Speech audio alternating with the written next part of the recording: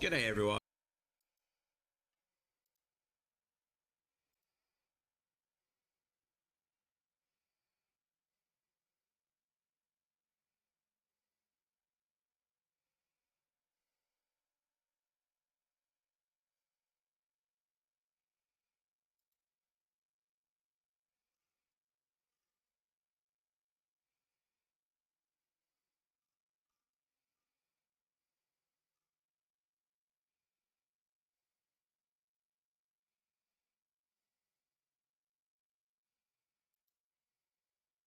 G'day everyone. Dikko.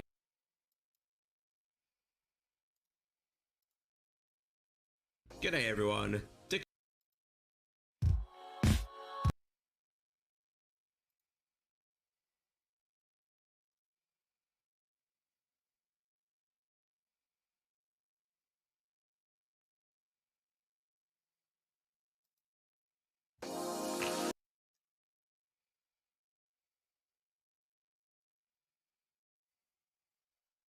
Hey, hey, hey.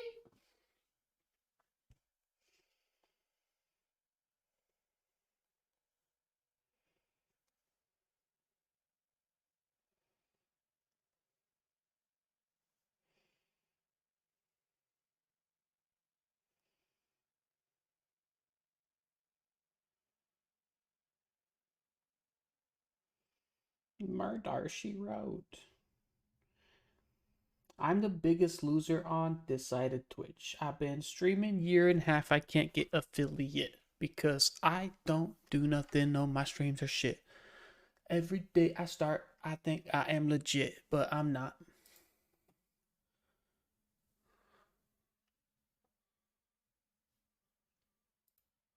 That was sad, Mr. Face. That made it seem like you weren't liked by anybody and you have no friends and that nobody's committed to helping you succeed. Nah, I don't need anybody. I don't need anyone except for chat. Chat will carry me through.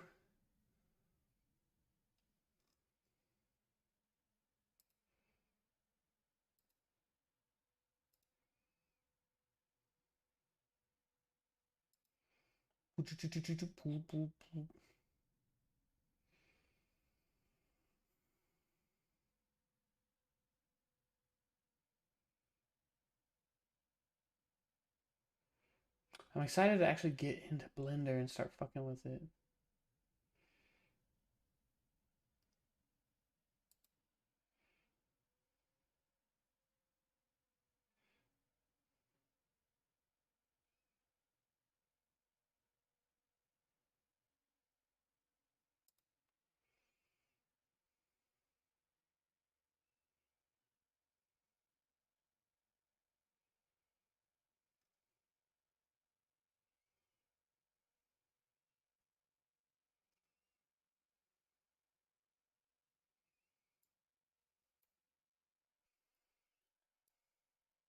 I feel like a waste of space.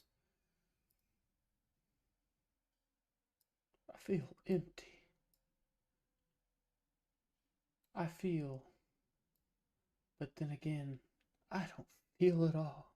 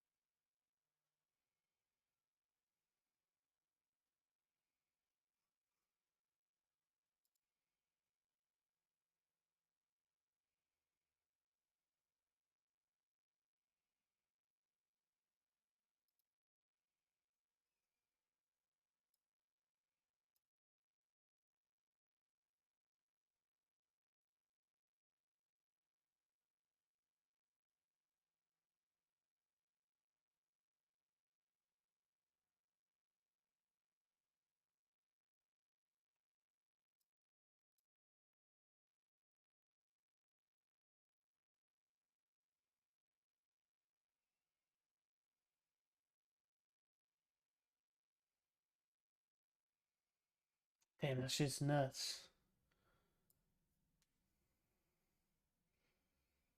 Ah, fuck. Uh, what's up, y'all? My fucking crusty ass mustache. Look at them lips. Fucking.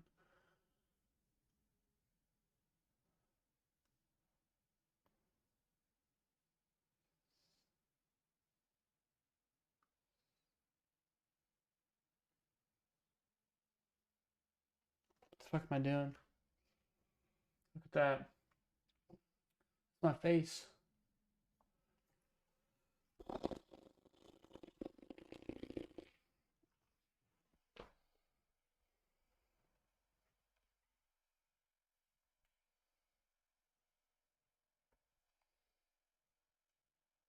Nice. Oh yeah, what an intro there. Fucking idiot. Ah! It's fine. I can be embarrassed. It's fine to be embarrassed. I feel a little embarrassed. Okay. Okay. Before hey, we gotta turn the music off entirely, and then we gotta explain what's going on. Because if this is your first time here, first of all, go back and check like the last 3 videos. If you're watching on YouTube, hold on, hold the fuck on.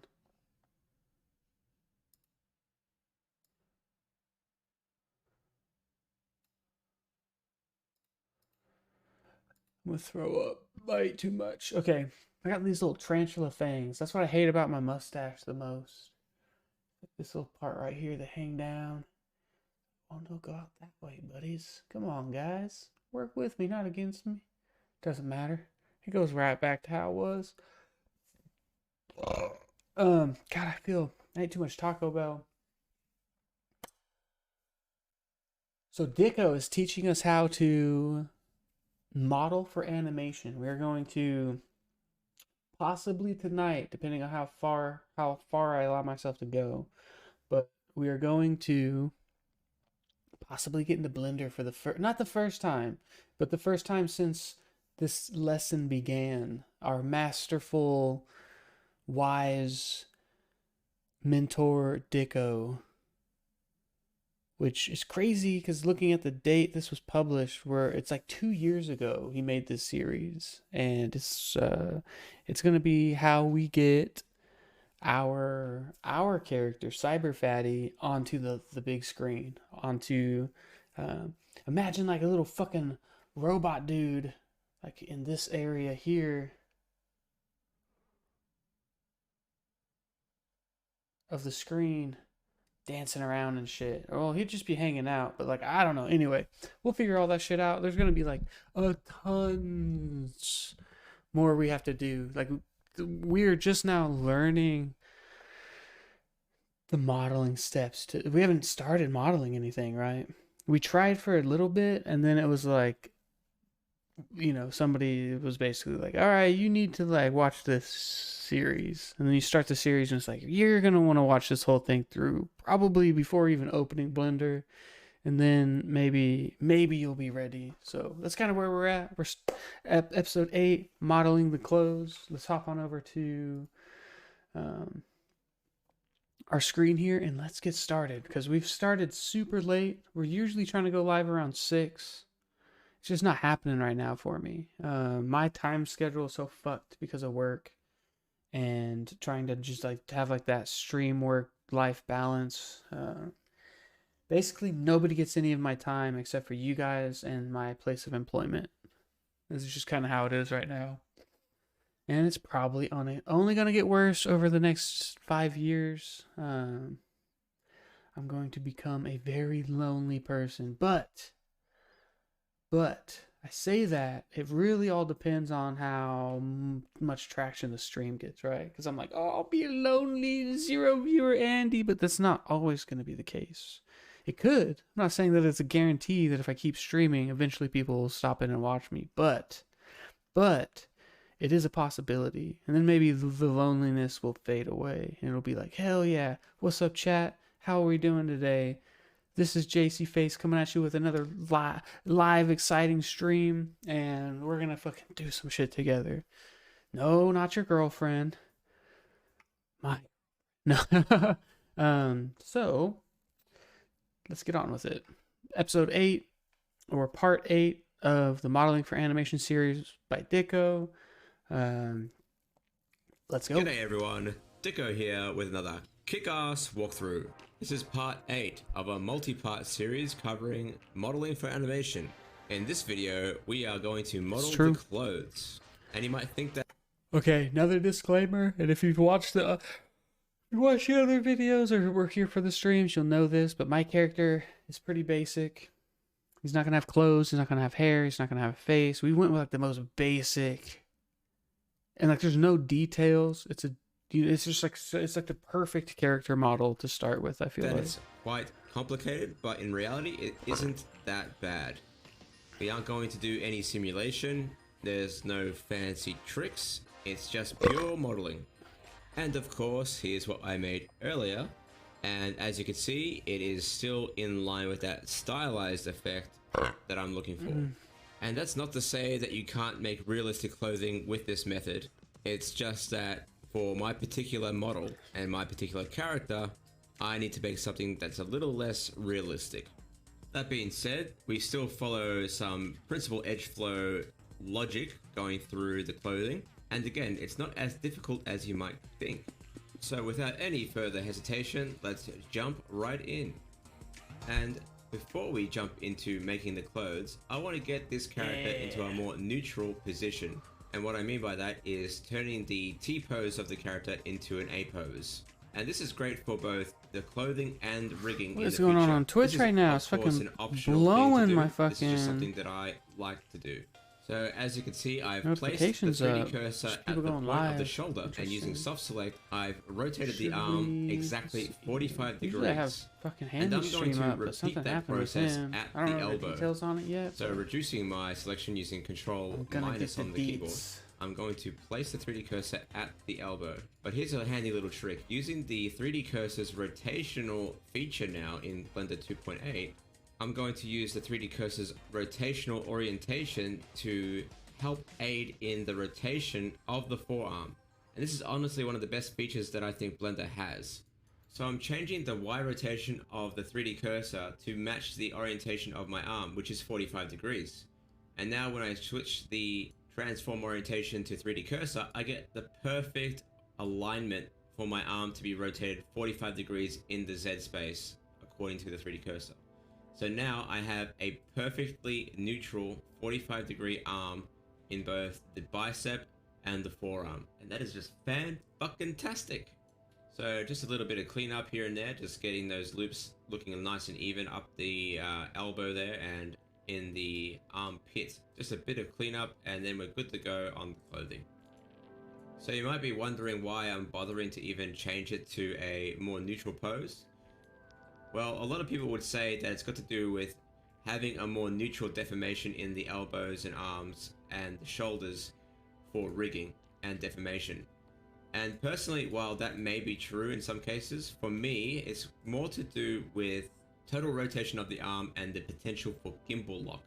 So if you don't know what gimbal lock is, I suggest you look it up, and it's a bit too complicated to explain in a tutorial that's not about rigging. But essentially it's this: rather than the arm having to rotate 90 degrees from a T pose to a resting walk pose in the arm, it only has to rotate 45 degrees. So that in itself minimizes the potential for gimbal lock in the rotation of the arms. And of course there are trade-offs in that to rotate the arm up above the head, we are effectively increasing the chances of gimbal lock, but the odds of your character really extending their arms up above their head is pretty small compared to, say, a walk cycle or the arms sitting on the side of their body, honestly. So that's just my personal preference. So if there's any actual riggers out there who prefer the T pose over an A pose, let me know in the comments. I would love to hear why you think that way. But judging from the internet, it seems like the debate over that has been around since the dawn of 3D, so who knows.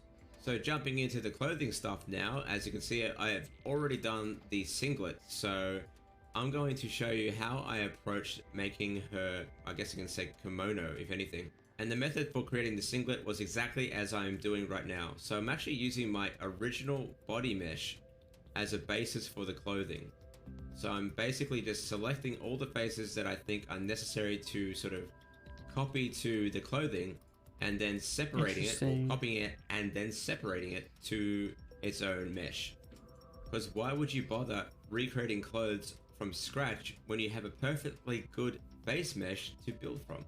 Other advantages of this method are that you get a perfect contour to the model itself. So that's another advantage there. So no tailoring required with a brand new mesh.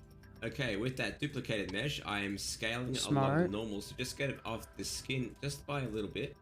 And then I'm going to delete one half and mirror it so I can start modeling both sides simultaneously as you would expect. And ultimately, if you do have an asymmetrical clothing design, you can still work in mirrored mode up until a point where you are satisfied enough to start playing with the asymmetry. So work out what you need to do with the symmetry first, and then build in that asymmetry once you're at the right stage. Okay. And as you can see, I am deleting a few faces that I don't think are necessary for this kimono. So clothing in general has a simpler geometry than, say, the body, because there's less contouring required for it to work. Clothing in general ultimately has zero volume, so it kind of has to be designed in that sense where it's sort of sitting on the underlying body. And unless you're having a super skin tight clothing setup, clothing in general does not wrap around the boobies and the bum. Like, it's not often that jeans will cause a super tight wedgie up the ass crack. True. So you gotta think about it in that sense. And that's why I am removing the breast tissue volume from the underlying clothing, because it has to sit on top of the breast, not around it. So in a very simple manner, I have just removed the breast face loops and then just simply grid filled in the resulting hole. If you have an uneven amount of spans and are unable to grid fill, choose an appropriate edge loop to delete and then grid fill, because ultimately you will no longer need that odd edge span in clothing like this, because it's no longer required for the structure of the body, unlike the underlying base mesh. So yeah, just take that, smooth it out, and ironically, if you do need to add some extra edge loops, go for it now that you can, and they should flow pretty seamlessly around the body without any issue. Now, depending on what clothing you are designing, you can either start sculpting in some we might make a scarf for him, I don't know. Or you can further build upon what you've already got. So in my case, I need to extend out fucking Sanitime Fatty's gonna be dope. The bottom of the kimono. And once I'm done with that, I'll add a couple more edge loops to help fill out that volume there. And then I'll probably end up sculpting it a little bit to fit the contour of the body. I can't wait to see how fucking garbage my shit turns out. God, it's gonna be so good.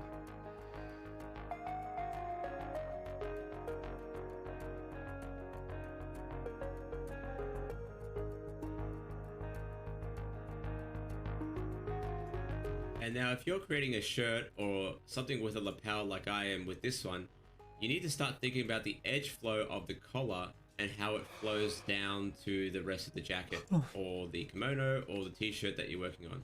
So in this case, I need to redirect some edge flow to go around the back of the collar and then down to the bottom of the shirt. So you can see I've redirected some edge flow there, so I can get that that smooth transition from the collar down to the breast area. And of course, this is completely up to your design. So if you have a different design and your edge flow needs to be different, you need to think about how you're going to approach that on an Damn it, there's going to be a lot of fucking tinkering, so I feel like. It's completely up to you, and I can't give you the silver bullet answer for your particular design. So again, you need to start thinking about the problem solving involved with creating your own efficient edge flow. And if you haven't noticed already, the edge flow here isn't perfect. Right now, the some of the spans are traveling up and then into the side of the shirt. So I need to redirect those to flow around the back of the collar. So that's what I'm doing here. So again, a little bit of problem solving involved, choosing how many spans I want to travel around the back, and then merging the appropriate verts to continue those faces to flow around to the back of the body. crazy. That's cool though. That's slick. And that looks pretty good to me. So just a few bits of smoothing and sculpting involved. Bits and Fix bobs. up that back collar, and now you can see those edges are flowing perfectly around to the back of the kimono, and it isn't causing any issues. So more sculpting, more contouring, more aligning with the design of my sketch. Just lining everything up, making sure it's all nice and even. The quads are nicely distributed, so just like the body, you want to make sure that the quads are evenly distributed for the sake of animation. So don't have any really narrow or stretched out quads in your design. I see. Like a back. And for this quad particular balance. garment, the rest is history. It's just about me now manipulating what's already there for the most part. I might add a few things here and there in terms of adding some extra edge loose, but ultimately I'm not doing much else to the actual underlying geometry of this kimono. I'm ultimately just trying to align the mesh with my design. And again, this is why having such a strong reference is really important. So, you know, it takes away a lot of the guesswork. So, you know, I know how the cloth is going to fall off the arms. I know how it's going to fall off the hips and the breasts. And ultimately, it just means I don't have to think as much when I'm doing this process. True. And, you know, you can see here, I'm just duplicating extra meshes for, you know, creating the knots and ties of the kimono. I'm using Bezier curves to work out the loops if I want to have loops in the knots. I'm using any tool I want to get the result I need. Doesn't really matter what I use or what you use, really. It's whatever you find easiest to work with. And ultimately, as long as the underlying geometry is not completely shithouse and unable to be animated or rigged with.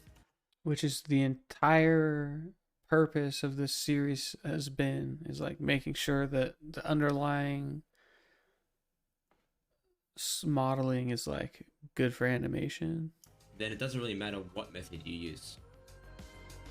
So here I am just bolting through, making all the straps and, you know, lining everything up to the way I want it. And again, I'm going through this pretty quickly because, again, if you've managed to get this far into the tutorial series and you've made a body and a face and you've really done a really good job with, you know, the edge flow of those two things, then the clothing shouldn't be all that difficult to problem solve for. The clothing still has to deform in a certain way. I don't even have to do clothing. It has to articulate with the body as well, as you'd expect it to. And if there's any extra details and stuff, you have to balance your own judgment in terms of whether you want to model in the detail or whether you want to put that detail into the clothing using textures or displacement. And speaking of details, let's talk about adding thickness to the clothing without actually having to model it in. And that's a really simple solution. All you got to do is add a solidify modifier to the clothing in question, and just make sure that it sits above your subdivision surface modifier. That way that when you subdivide the mesh, that the solidification is also smoothed out. And this is the point in which non-destructive systems such as the modifier stack in Blender really shines, because it allows me to adapt and change according to the output that I need for this model. So if I need a lower poly model, all I gotta do is turn off the subdiv and turn off the solidify modifier, and then I got myself a low poly model or a proxy that I can work with when it comes to rigging. And that's another advantage about the modifier stack, especially when it comes to stuff like subdivs and the solidify modifier, because ultimately I don't have to weight paint as much when it comes to rigging. If this was a destructive workflow and I had to skin this jacket to the rig, I would have to actually weight paint both the inside and the outside of the jacket, which would be a total pain in the ass. Now, all I gotta do is put the armature modifier above the solidify and the subdiv, and I'm working with a much simpler mesh when it comes to weight painting. So that's another thing to consider when you're modeling clothes. How are you going to have it animated? So by adding thickness and adding, you know, subdivisions and all sorts of stuff, that will add to the calculation of anything you add on top of that, such as simulation, rigging, and other animation stuff. So again, that's why the modifier stack is so useful, because it bypasses those calculations essentially, as long as you're thinking straight and put that armature modifier on top of any procedural non-destructive effects. Alright, so I'm just trying to sharpen up those edges now, so I can actually add another modifier. In this case, I'm adding a bevel modifier to the edges of the shirt.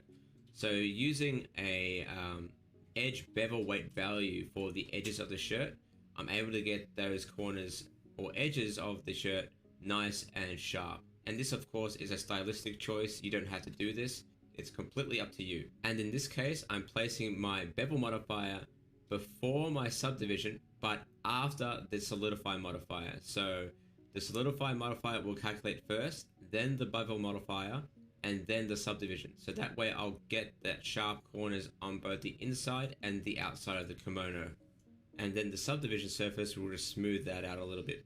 So I'm effectively mitigating the amount of performance hit I get from my modeling techniques, because the subdivision modifier is probably one of the most resource intensive modifiers in Blender.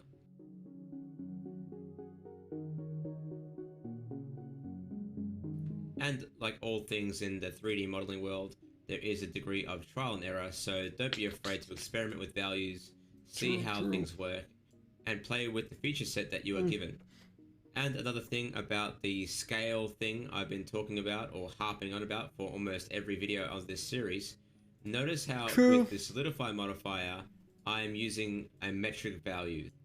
So the thickness of this object is actually in millimeters, not centimeters, not meters. And that's because the scale of the character is set relatively within real world parameters. Now, if I had made this character with a ridiculous scale and then had to bring it back into a realistic scale and then apply the scale, all the modifiers would fuck up. Suddenly that 5 centimeter thick coat would be 5 centimeters. So it would be going absolutely crazy. It would look like you completely fucked up the model, when in actual fact, the modifier had just been adjusted for the scale. So again, while you're modeling, be aware of those kinds of things. Otherwise, you're going to run into a world of problems. And just like in the previous video with the hair, I'm actually adding some edge creases to certain parts of the clothing. Just trying it out, seeing what works, what doesn't. Because with the stylized vision I have for the clothing, that sort of stuff works just as well on the clothes as it does on the hair. But again, that's completely up to you and your design. Alright, so I've just about wrapped up the kimono part of the clothing, so I'm going to move on to the shorts. And again, in a very similar fashion, I'm going to use my body base mesh as a starting point. So again, with the base mesh in edit mode, I'm going to select the edge loops that I want as the starting point for the shorts. And just as it was before, select it, duplicate, separate. And now you have a separate object. What the hell? So there's a few things we need to change with this geometry. One is to make sure that these shorts don't look like she has a massive wedgie. No one likes to have a massive wedgie when they're walking around. It's uncomfortable, and people are going to look. So yeah, let's fix that shit up. No, people are gonna look.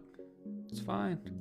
But again, before we do that, we need to expand that geometry a little bit so it's just above the skin. So we're going to scale along the normals. It's not funny.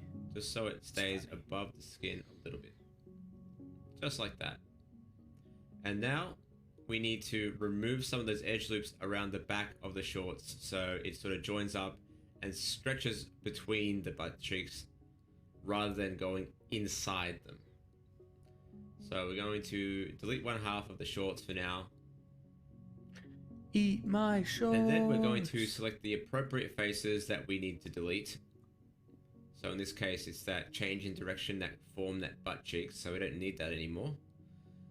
And we're going to probably just delete up the center as well, so we can get a nice clean join between the two sides. So delete that in this case, and I think that will be right. So now instead of the geometry curving around the shape of the buttocks, we are just going to extend that edge loop so it just wraps around the body. So it's basically another a continuous loop around the circumference of the body. In this case, the shorts, sorry. Fill up those loops where necessary, fill up the holes. And yeah, just like the breasts, just clean up that geometry so we get a nice consistent edge loop flow that isn't accentuating the butt too much.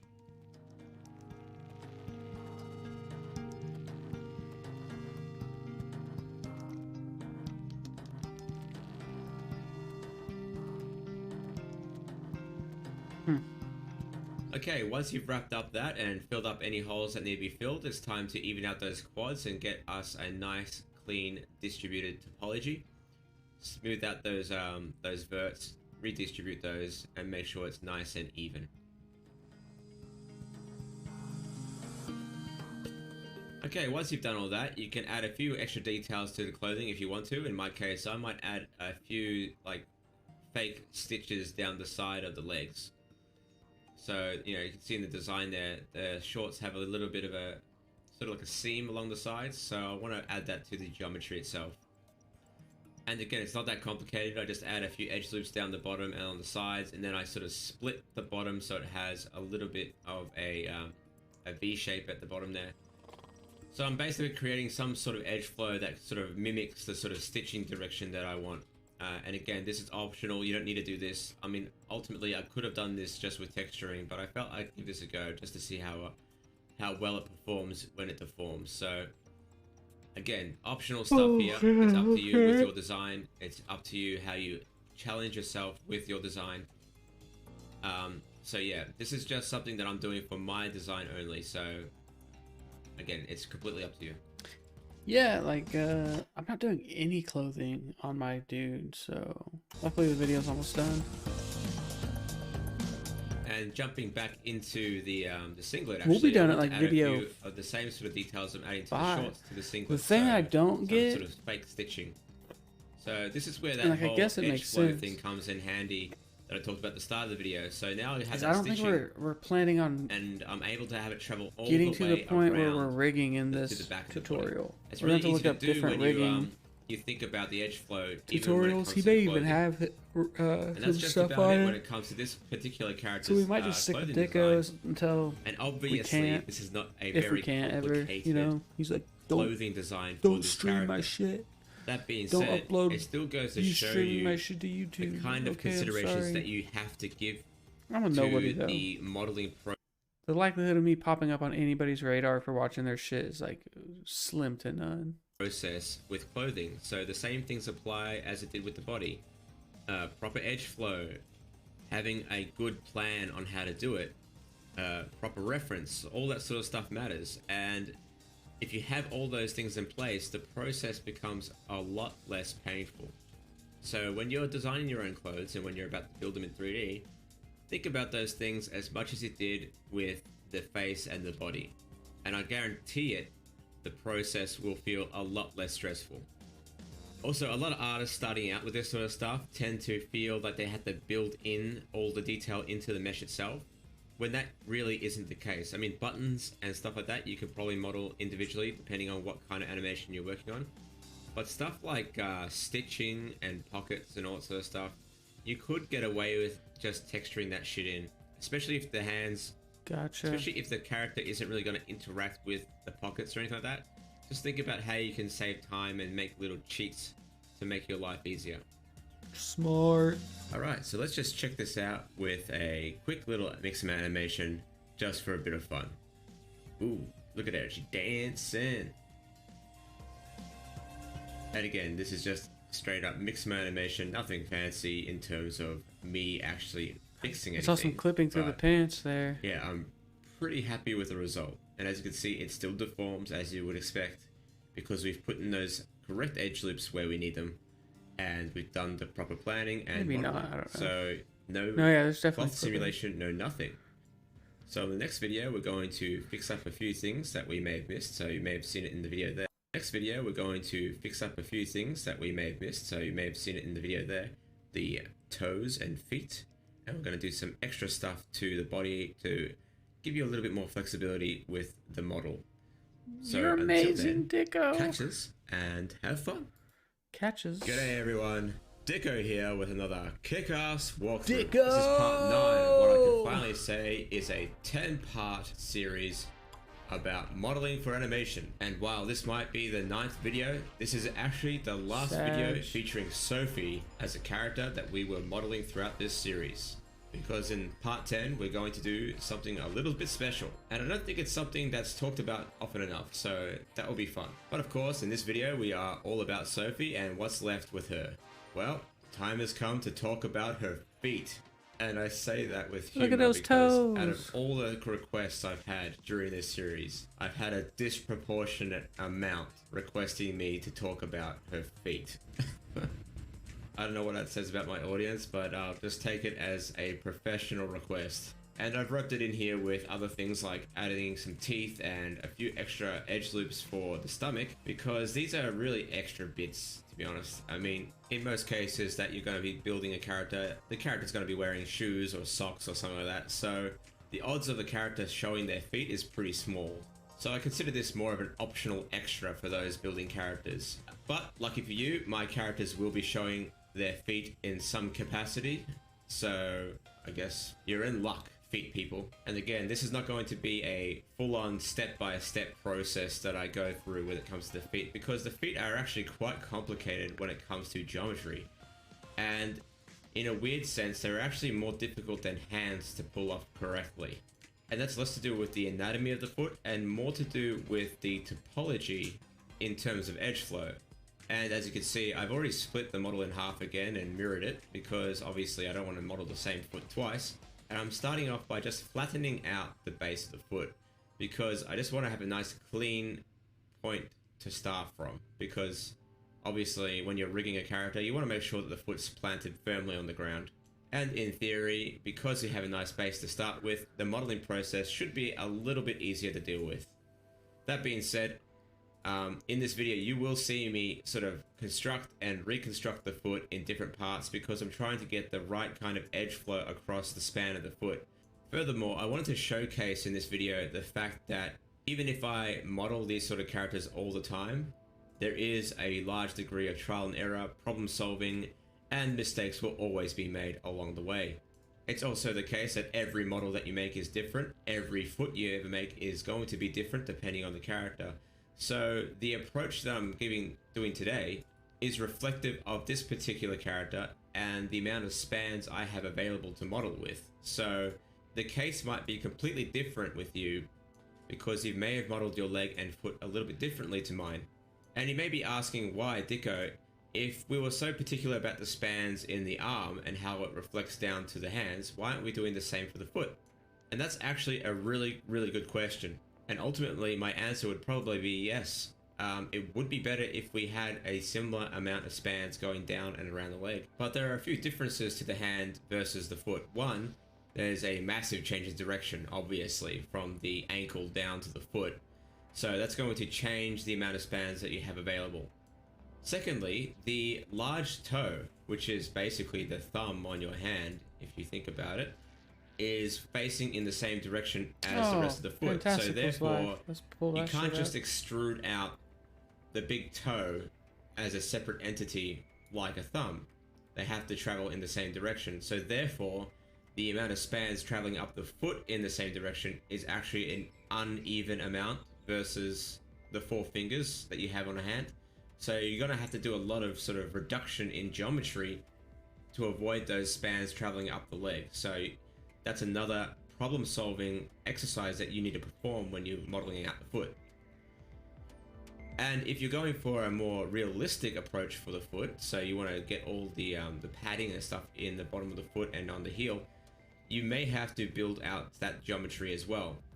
But that really depends on the level of realism you're going for and how much you actually give a shit about modeling the foot, especially if you don't plan on showing it very often. Quickly snapping back to the video here in my commentary, you can see I'm really just preparing for my extrusions. I've just sculpted out the structure of the shape of the foot, and now I'm kind of just performing that same pattern I did with the fingers in the hand. So I want to bevel out, a few spans in between to give me some webbing to play with, and then I sort of construct that edge loop in the exact same manner as the fingers. And straight away we're encountering a problem that we didn't get with the hands, and that is the loop structure is different on the bottom of the foot than it is on the top.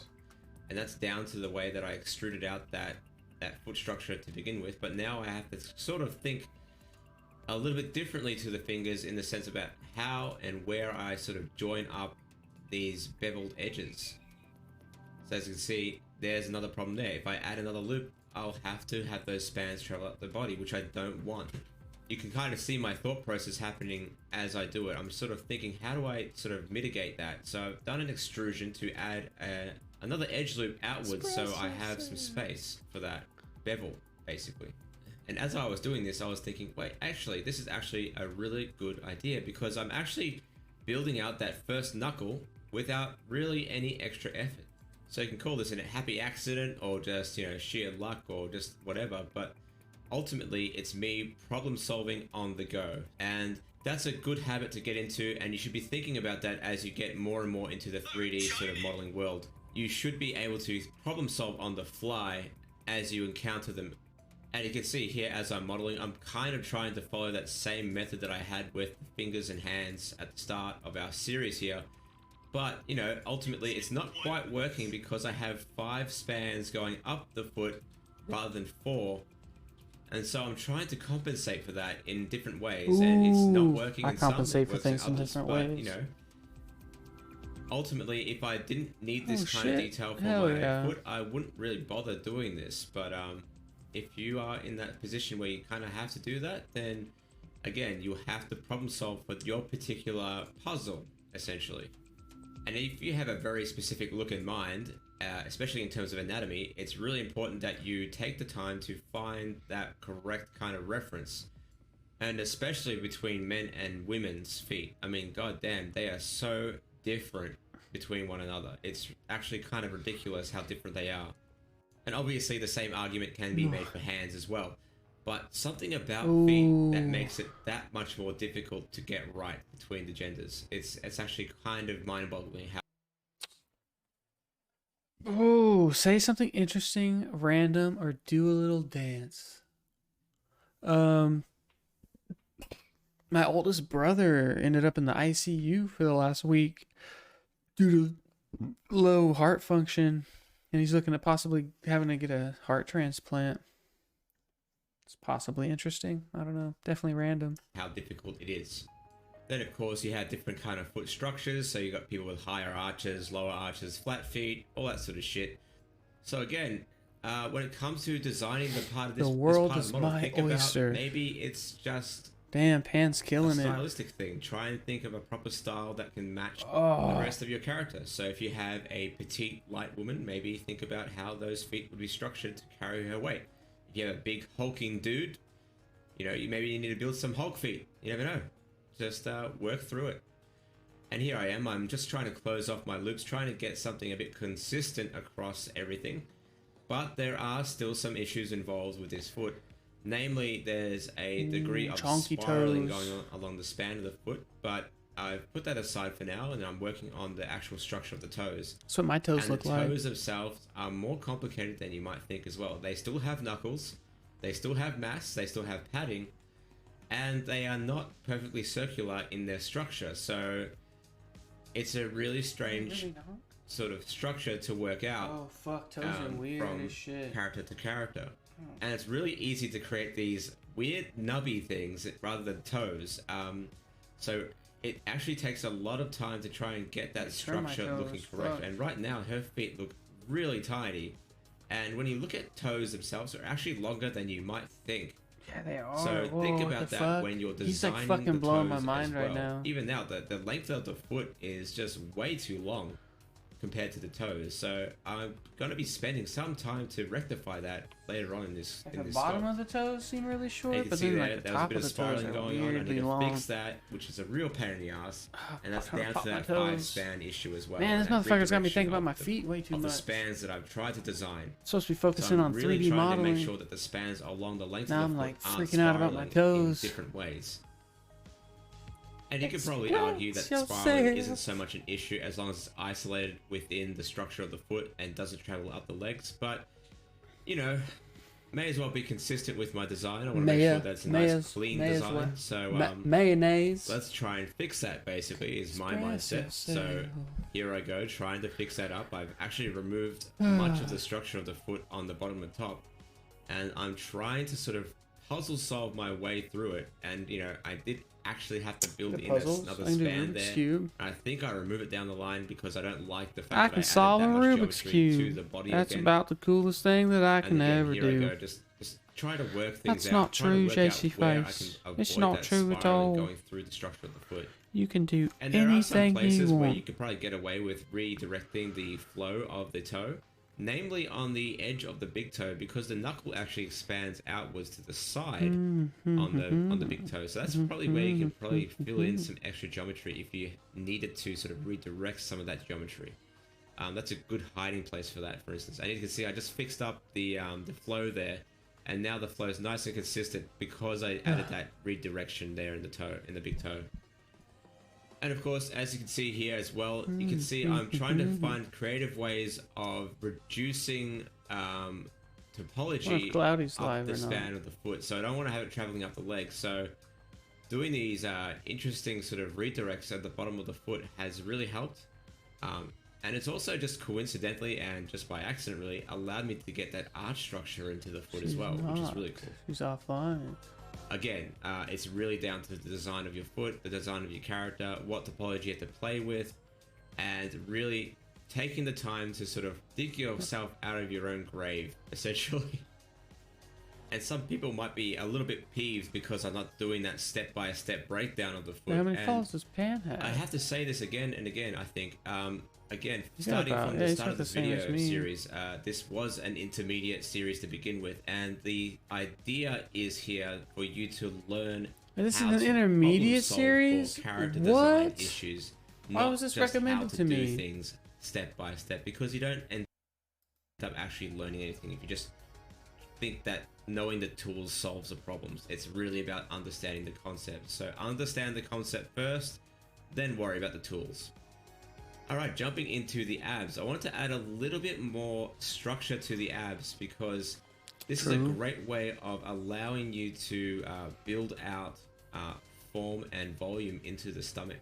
So what I've done here, I've basically done an inset on a selection of faces around the sort of ab region going down to the crotch. And I've inserted that crotch again on my keyboard to allow me to get that even inset working. And then I'm just smoothing that out. And the great thing about adding this loop in the inside of the abs is that it allows you to build out volume and structure if you have a character that is, for instance, maybe a bit chubby or, you know, pregnant. And this is important. You know, Arby's going to be super chubby. You to add spans along that loop to increase the volume if you need it. So you can see that loop structure happening in the abs now. And it also allows me to sort of structure out the rest of the hips as well. So when there's articulation happening there, it will crease at the right spot as well. And the proof will be in the pudding when I show you what we're going to do in video 10, we're making pudding. I like this. Which is going to be very interesting. And the reason why I consider this to be, again, an extra bit to do rather than a necessary bit to do is because unless you plan on having characters do, you know, things like expand and contract, like had their stomachs get bigger or smaller, then it's not exactly necessary to build this sort of structure into the mesh. It will still deform perfectly well. It will still, you know, move and bend and twist in the way that you expect. So again, this is completely optional and you don't need to do it unless you want to. Alright, last thing for the stomach, I am going to add a belly button into the geometry. Again, belly button! Very simple sort of loop. And I just sort of structure that into that sort of belly button shape that you'd expect. And the interesting thing about male belly buttons and female belly buttons is that female belly buttons tend to have an oval shape that is sort of vertical in nature, whereas a male belly button tends to be horizontal in nature. So, as you know, that's an interesting thing that you can observe interesting. about Mine is horizontal in nature. What the fuck? Of course, I understand that there are exceptions to the rule, and it all depends on the physicality of that person. No and of course, exceptions. as I said about the abs, adding the belly button into the geometry is, of course, an optional thing you can do. I mean, this could easily be textured in. It's not exactly necessary to do this, but, you know, I just wanted to add it in there because it looked nice. And I'm now just sort of sculpting out the stomach using that extra geometry to sort of build out a very simple ab structure. It doesn't require you to actually model in every little ab muscle. You don't need to do that. You can actually fix that up with a little bit of sculpting and some very good texturing. You don't actually have to put in that geometry to get a decent six-pack out of your characters. I don't know, fucking. One last thing about the abs and that extra loop is that it also allows you to sort of structure out the lower rib structure, which is really cool as well. Okay, jumping into the teeth and tongue, and this again, I'm not really going to show you the modeling process. I'm just going to show you how I've managed to model my particular character's teeth, because everyone does it differently and it all depends on the character design you have in mind. And you can see it's really simple geometry. It's basically just half a cylinder that's been sort of modeled to look like gums, and again another half cylinder that's modeled to look like teeth. It's just, you know, really simple geometry, and then I kind of just subdivide that to smooth it out. It's not a complicated structure. And you can see here, as I smooth it out, it just looks like teeth. And if you wanted to have teeth that are individually modeled, I would say just look at some teeth reference, look at the structure, look at how many teeth are required for the mouth, and just model those teeth individually based on the structure. It's not a very complicated geometry underlying that. And this is actually one of those situations where I would say if you could find a free resource like a Turbo Squid or a Blender Market or a Blend Swap file that already has teeth modeled, just use that. I mean, you're just going to be wasting your time modeling that shit by yourself again. And there's so many models out there, and because they don't deform all that much, finding teeth that has some pretty average topology isn't really going to affect the rest of the model or even the animation as you make it. So yeah, not a big deal to find average teeth, or just model it yourself and you can be pretty lackadaisy about your approach with that. And again, the same method with the tongue. It's basically a cylinder that just has been sculpted to look like a tongue. Not that difficult here. Alright, another thing that's optional and a little bit fun to do is the eyelashes, and my method is really straightforward here. Just select a series of edges that already exist on your eye, duplicate that edges, separate it, and extrude. Very simple method here, and then just add a few loops to that eyelash structure to get the curve in the way you want it. And the great thing about this method versus just modeling out some eyelashes separately is that you have the same edge spans as the eyelid itself, because that becomes really useful when you come to rigging, because then you know exactly that if the skin weights of the eyelid have to be a certain amount, then the skin weights on the eyelashes have to be the same. Yeah, that's perfect, better. Isn't it? It's perfect, bro. Then to add a little bit of thickness, I will add a solidify modifier and just get it down to a very small amount. Millimeters, probably like 1 millimeter even. It doesn't have to be a lot, but it's enough to get some nice light bounces off those eyelashes if you want to. I mean, honestly, you could have it just as a flat plane and not have to worry about it, but I like the little touches like this. So after you've done that, just tweak those verts. There's not going to be a lot to play with, but if you do have to, just tweak them to get the most appealing eyelashes as you can. And I'm going to tell you now, it's absolutely crazy how much of a difference adding eyelashes does to a character. They go from looking like a creepy 3D weirdo character to someone that has actual life in their eyes. It's actually insane how much eyelashes makes a difference to a character. Especially female characters, by the way.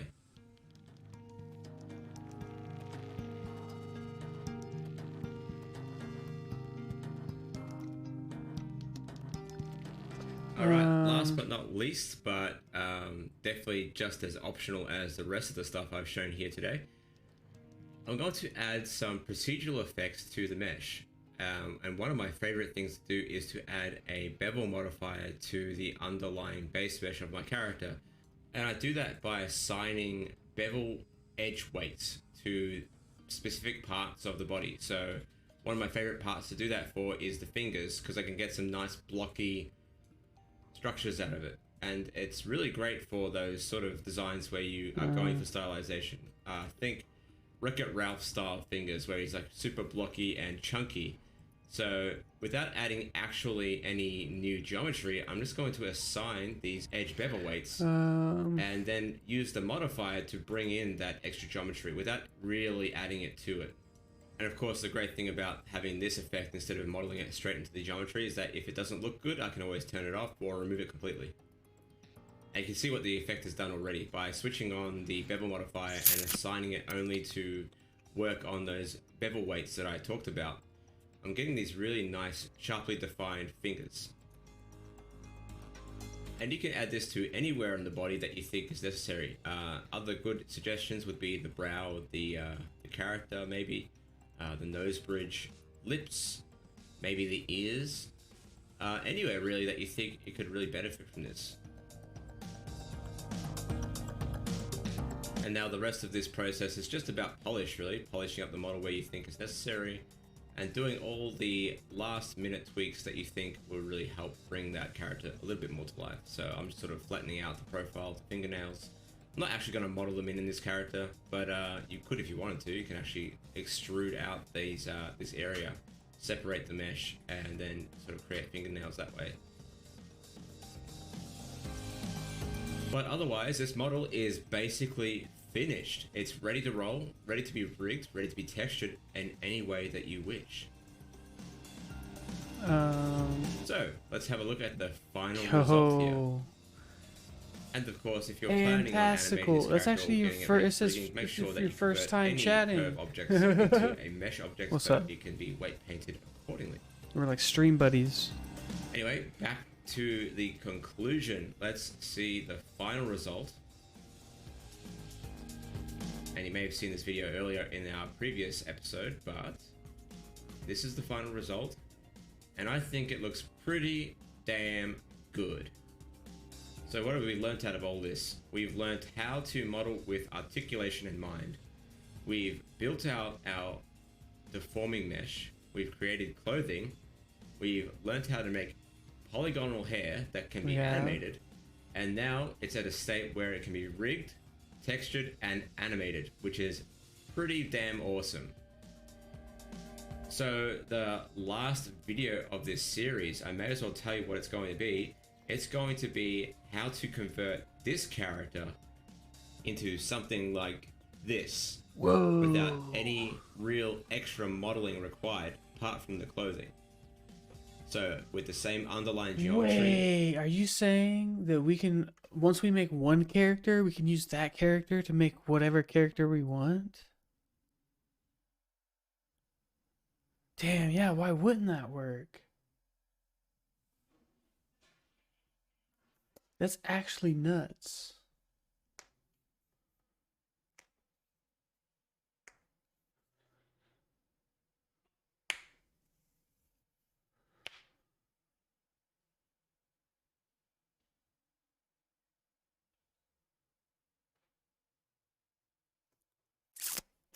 The same I don't know what the fuck I thought I was waiting on. Almost the same. Waiting for my brain to catch up to reality, I guess. You can go from this to this really damn easily. So until then, catches and have fun. Catches. All right. Boop. I clicked on it. Let's go. G'day everyone, Dikko here. Jumping straight into it. Kick-ass walkthrough.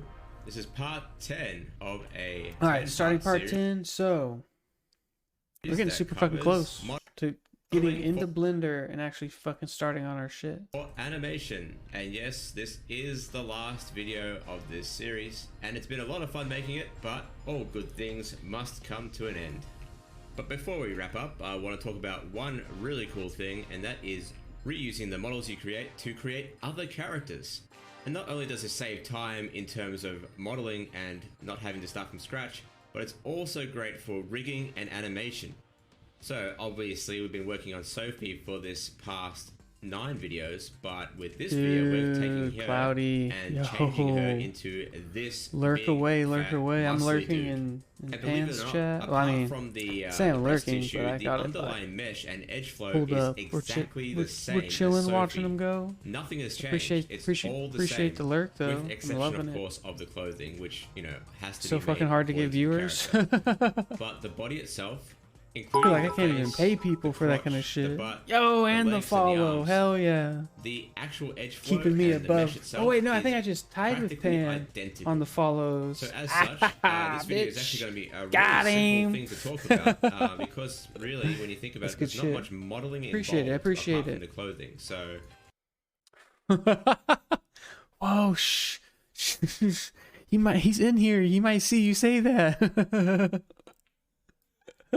taking her and changing her into this big, fat, muscly dude. He's a good dude. And believe it or not, apart from the breast tissue, the underlying mesh and edge flow is exactly the same as Sophie.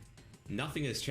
So okay, so I actually met Pan through Hammy's Hamilton or Richard's stream, because as soon as Hamilton hit affiliate, I think Pan dropped like 40 gifted subs over there, something nutty. I can't remember exactly what it was, but so I'd logged in the next day and I had a gifted sub from Pan, so I was like, whoa, what the fuck? And then I think I heard him talking, and then I realized he was a streamer, so I followed him, and then I hung out for a bit, and then we hung out in this stream once, and I was like, look, motherfucker, I'm gonna be here every day. So I basically, that was like 4 days ago, so I was not like, oh, I've been there so much, but I've been there enough.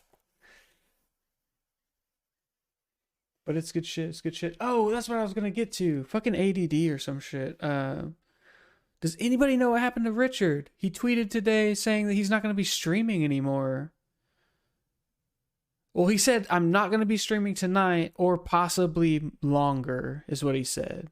I make it sound like he like quit, but I've yet to be able to get details on it.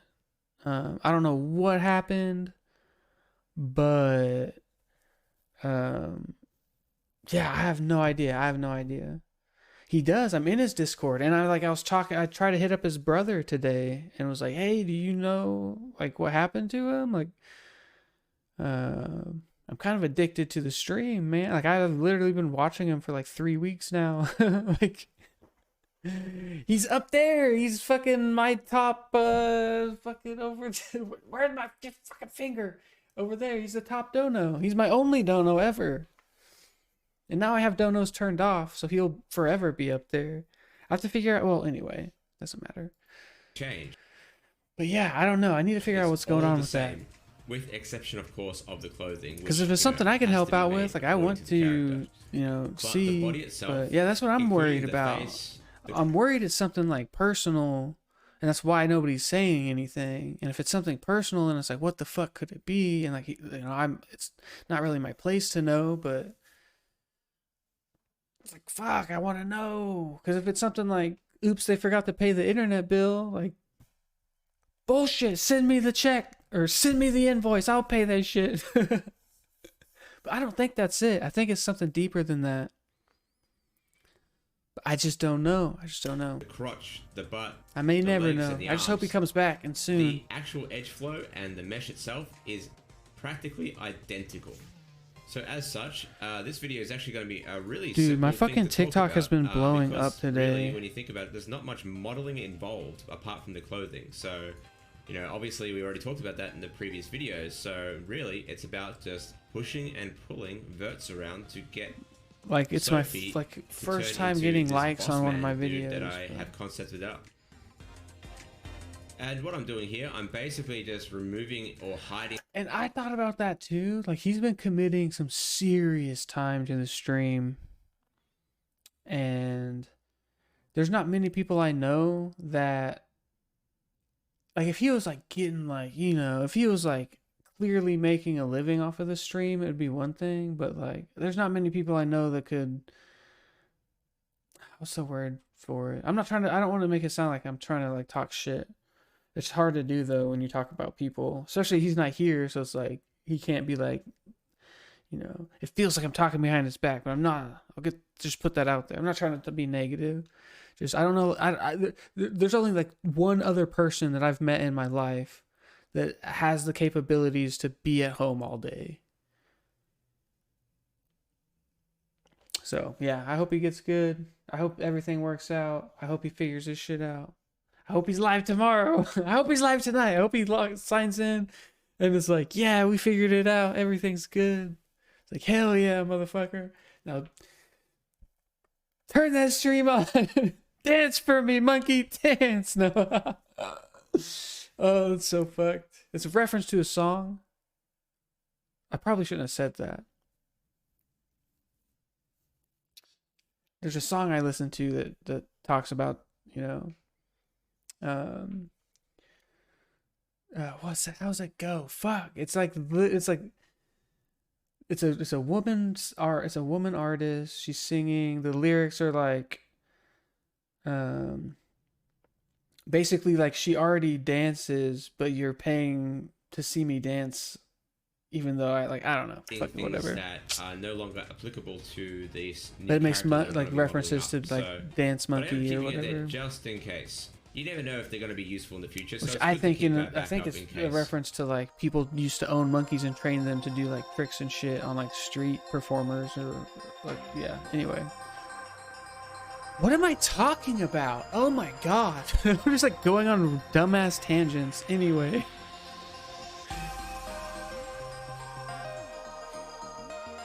so what? I don't even converting an existing character to a new one.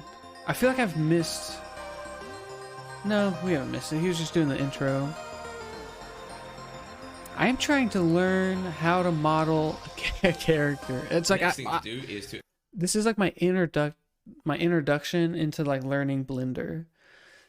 So I have a little bit of 3D modeling experience from going to school. I actually took a digital media and design course for 2 years, and we used Maya, Autodesk Maya, or Maya as this guy calls it. 2012 or 2010 edition. So I've modeled a character before. I've rigged a character. We had to do like, you know, like different face animations. So you'd have like, we'd animate faces to like say different things. Animated walk cycles before. Never did like a full-on project where I was started from scratch, modeled the character, rigged it, animated it, and like created like a video. But that was like kind of like where we were left off, right? If we wanted to, we could, with what we were taught, do that. That was over 10 years ago though, and I haven't really done anything since because of how expensive Maya was. But realistically, what I should have done is I should have got GIMP and learned GIMP, and I should have got Blender and learned Blender, and I should have just swapped out the tools that I was trained on for these free versions.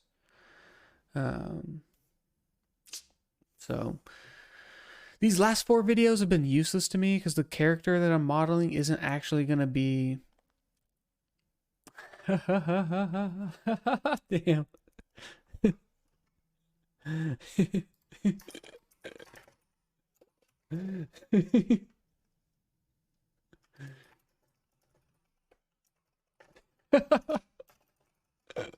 I have such a hard, like, I can't not be interactive. I know I was trying to protect him earlier from getting shit talked on, and he's like, I'll show you. Turns out it's fair game. Oh shit. To actually swap out the concept art for but yeah, it's I've basically just duplicated this file. It's crazy. Like, I have a feeling like once I get in there and start trying to get so the I can change whatever I want without really affecting the original Sophie get my file. hands dirty, like it'll start coming back to me. And this guy is going to be quite a bit bigger than Sophie, so I'm scaling up my reference file to sort of match the supposed scale of my character. So he's around just under 2 meters tall. So Just gonna place him around that 2 meter mark from head to toe. Jeez Louise, okay. And I'll do the same with the other one as well. And to make life easier, I might just delete the other side view and then duplicate my front view and place it where I need to. You don't have to do this, I just felt like doing it in this case because I thought it felt easier. But if you just want to swap out the image, that's cool too. I wonder why he does the... I guess it doesn't matter. But my feet aren't above my head, so I might have to fuck with my reference with the a little housekeeping bit. out the way, now it's time to start splitting up our mesh into different quadrants so we can work on parts individually. So if you haven't done it already, make sure you have split up your model in half, deleted the other half, and then applied a new mirror modifier. Because of course, why would you want to double your work, right? Alright, so with the arm loop selected, I want to separate that as a mesh. And then sort of place it where I need to, roughly speaking. And I'll do the same thing with the head and the legs. And I'm doing this because with regards to these two different characters, the change in the body type is pretty drastic. So rather than stretching the entire body all around, I want to stretch individual parts around rather than the whole body because it's much more manageable to achieve properly. And of course, just be clever about where you are separating the oh yeah, if you want to follow my TikTok, make sure to do that. I haven't started posting many, but like this morning, for instance, I had an encounter with the spider in the shower. As well. So you cut the arm off just before it hits the shoulders. It was fucking terrifying. So the perfect place it didn't make it onto the TikTok, but I had screamed like a little girl at one point because I lost track of where the spider was at after filming it, and I was freaking the fuck out. And again, a bit more organizational stuff. You see a spider, you know the spider exists, now you don't see the spider, the first thought is like, it's on my back. It's on me somewhere. It's gotten behind me. Oh man, unless your doom character has some serious man booby. Is that what they call it? Doom scrolling? Like scrolling to your own demise? Because that's what I do every fucking night. I lay in bed for an unrealistic amount of time, just do.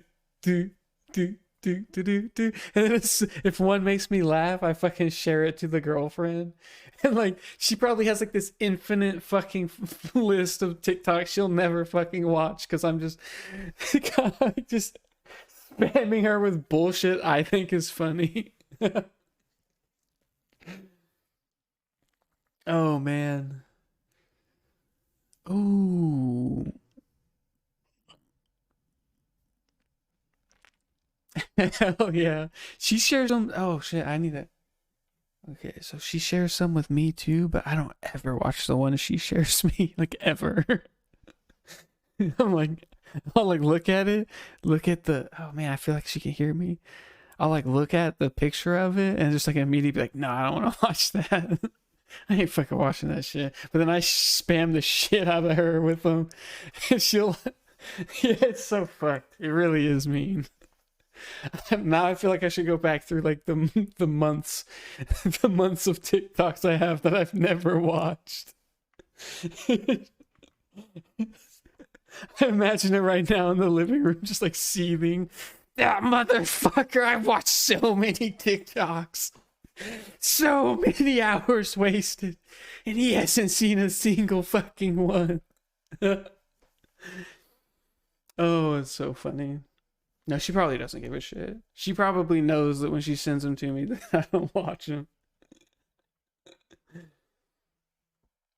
Oh shit. I just realized how thirsty I was. We need to remove some of that flesh and sort of build out the chest muscle there went the boobies. Lies underneath it. So just did he delete her ass yet? The breast and then do a grid fill. And if that doesn't work properly, just be clever and connect the appropriate faces to get a clean loop. What the fuck was that? And what you should end up with is a loop that sort of travels up to the shoulder and down to the arm. So that helps to fill out that chest muscle and keep the edge flow that we were building out with the Sophie mesh. You hear me talking and now shit? I'm just sort of really roughly just stretching out the proportions. She knows! To fit the sort of shape of my character. I didn't know she was in here.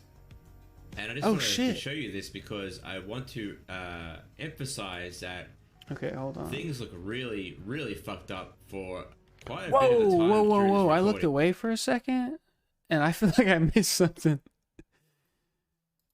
And what you should end up with is a loop she that better not cut the internet. She could too. I have a Ethernet cable and down running from the living room. So that helps to fill out that chest muscle and keep the edge flow that we were building out with the Sophie mesh. And now I'm just sort of really roughly just. She had that look on her face, like she was like fit the sort of hiding her true feelings. Like, and I just wanted to show you this actually because angry I as want fuck to right now. emphasize that things look really, really fucked up for quite a bit of the time during this recording. It looks really creepy and stretched and just weird. Yeah, it looks. This is like some like nightmare fuel looking shit. Like, okay, for real though. Like, look at this. The bottom right here with like the floaty arms, the dissected legs, the like still intact torso, and then you look like floating head and like stretched flesh. Like, oh my god. Just stop there and animate it, and you have yourself like a horror game character. Start to look a little bit more natural.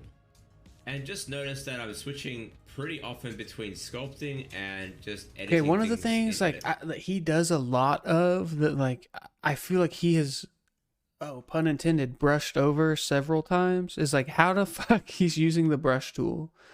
But I think he believes, and he said it I guess in the opening of the tutorial, that like this isn't meant for like, you shouldn't basically, this shouldn't be your first tutorial, but like I'm stubborn as fuck. The first tutorial I watched referenced this tutorial and said go watch this tutorial. So like what the fuck? Here I am. There's no rules here when it comes to how you want to push and pull these verts, but I do really like the fact that I get to go in and out of a more precise editing mode into something that's a little bit more generalized. Yes. Yes. Oh my gosh, that fucking, it's the take the head and put it on the fucking spider, the robot spider thing, and that is straight up exactly what that is. That are using Maya and watching these as tutorials, but the same rules apply here. You can easily just use the sculpt tools in Maya and do the same thing. Pop in and out of the sculpt tools, jump into edit mode, play with the verts, and then do the same. I love how the character he's making, big, flat pancake. So now it's just a matter of pushing out that belly. Oh, here we go. Nice. Here's another thing about the edge flow that I didn't really mention much about in the previous video when I added that loop into the stomach. By adding that loop into the stomach, it gives you the opportunity to add volume to the stomach, because that loop, if you had to, you could add extra loops around that abdomen with zero impact on the rest of the mesh. So there will be no spans traveling up the body or around the body. It's just traveling around that abdomen face loop. So the performance hit is pretty minimal. In this case, I'm not going to add it because I don't feel like I need it. But notice how just by having that one single loop, I'm able to fill out that stomach a lot easier than if I didn't have it there before. And even at this early stage, you can start to see the structure of the body come into play. So you start to see that chest come and pop out. You're starting to see the stomach pop out. And now it's just about just, you know, playing with what's already there. You don't need to add anything. Just be patient. Quit touching his ass cheeks, man. You're freaking me out. And just push and pull things that are already there. Now I'm about to go into hyperdrive with this time lapse because the rest of the time is basically repeating this process over and over again. Pushing and pulling, moving things around, getting it in line with the design. And every now and then you might see me, you know, apply the mirror modifier, sculpt things out, it's lethal. One half and reapply the mirror modifier. Dude, that's what's up. And that's really just to make sure that I get a smooth sculpt. Dude, lurk life is love life, bro. I can dig it. Dude, I'd show a pinky toe for fucking lurk viewers, man. So I'm just fleshing out these legs, and soon I'll get to the point where I can rejoin the legs to the body. And because I haven't added Wait, any what? extra geometry or any extra What did he loops, say? Yes, that's what I said. I meant it. I would show my pinky toe. So there shouldn't be any issues. It's the same amount of spans, same amount of edges on both the top and the bottom of the leg. Wait, would y'all want to see my pinky toe? So it should be a very. I can do this thing where I can like. And I've had a few people do that ask with about, it? you know, what do you do separate it from the rest of my other toes? When you want to make someone that's Dude, this guy makes it look so easy. I should just get in the blender and start fucking with it, and just like you can still make a bulky, just have that harsh smack of reality of being like, oh, it's not even close to as easy as he made it look.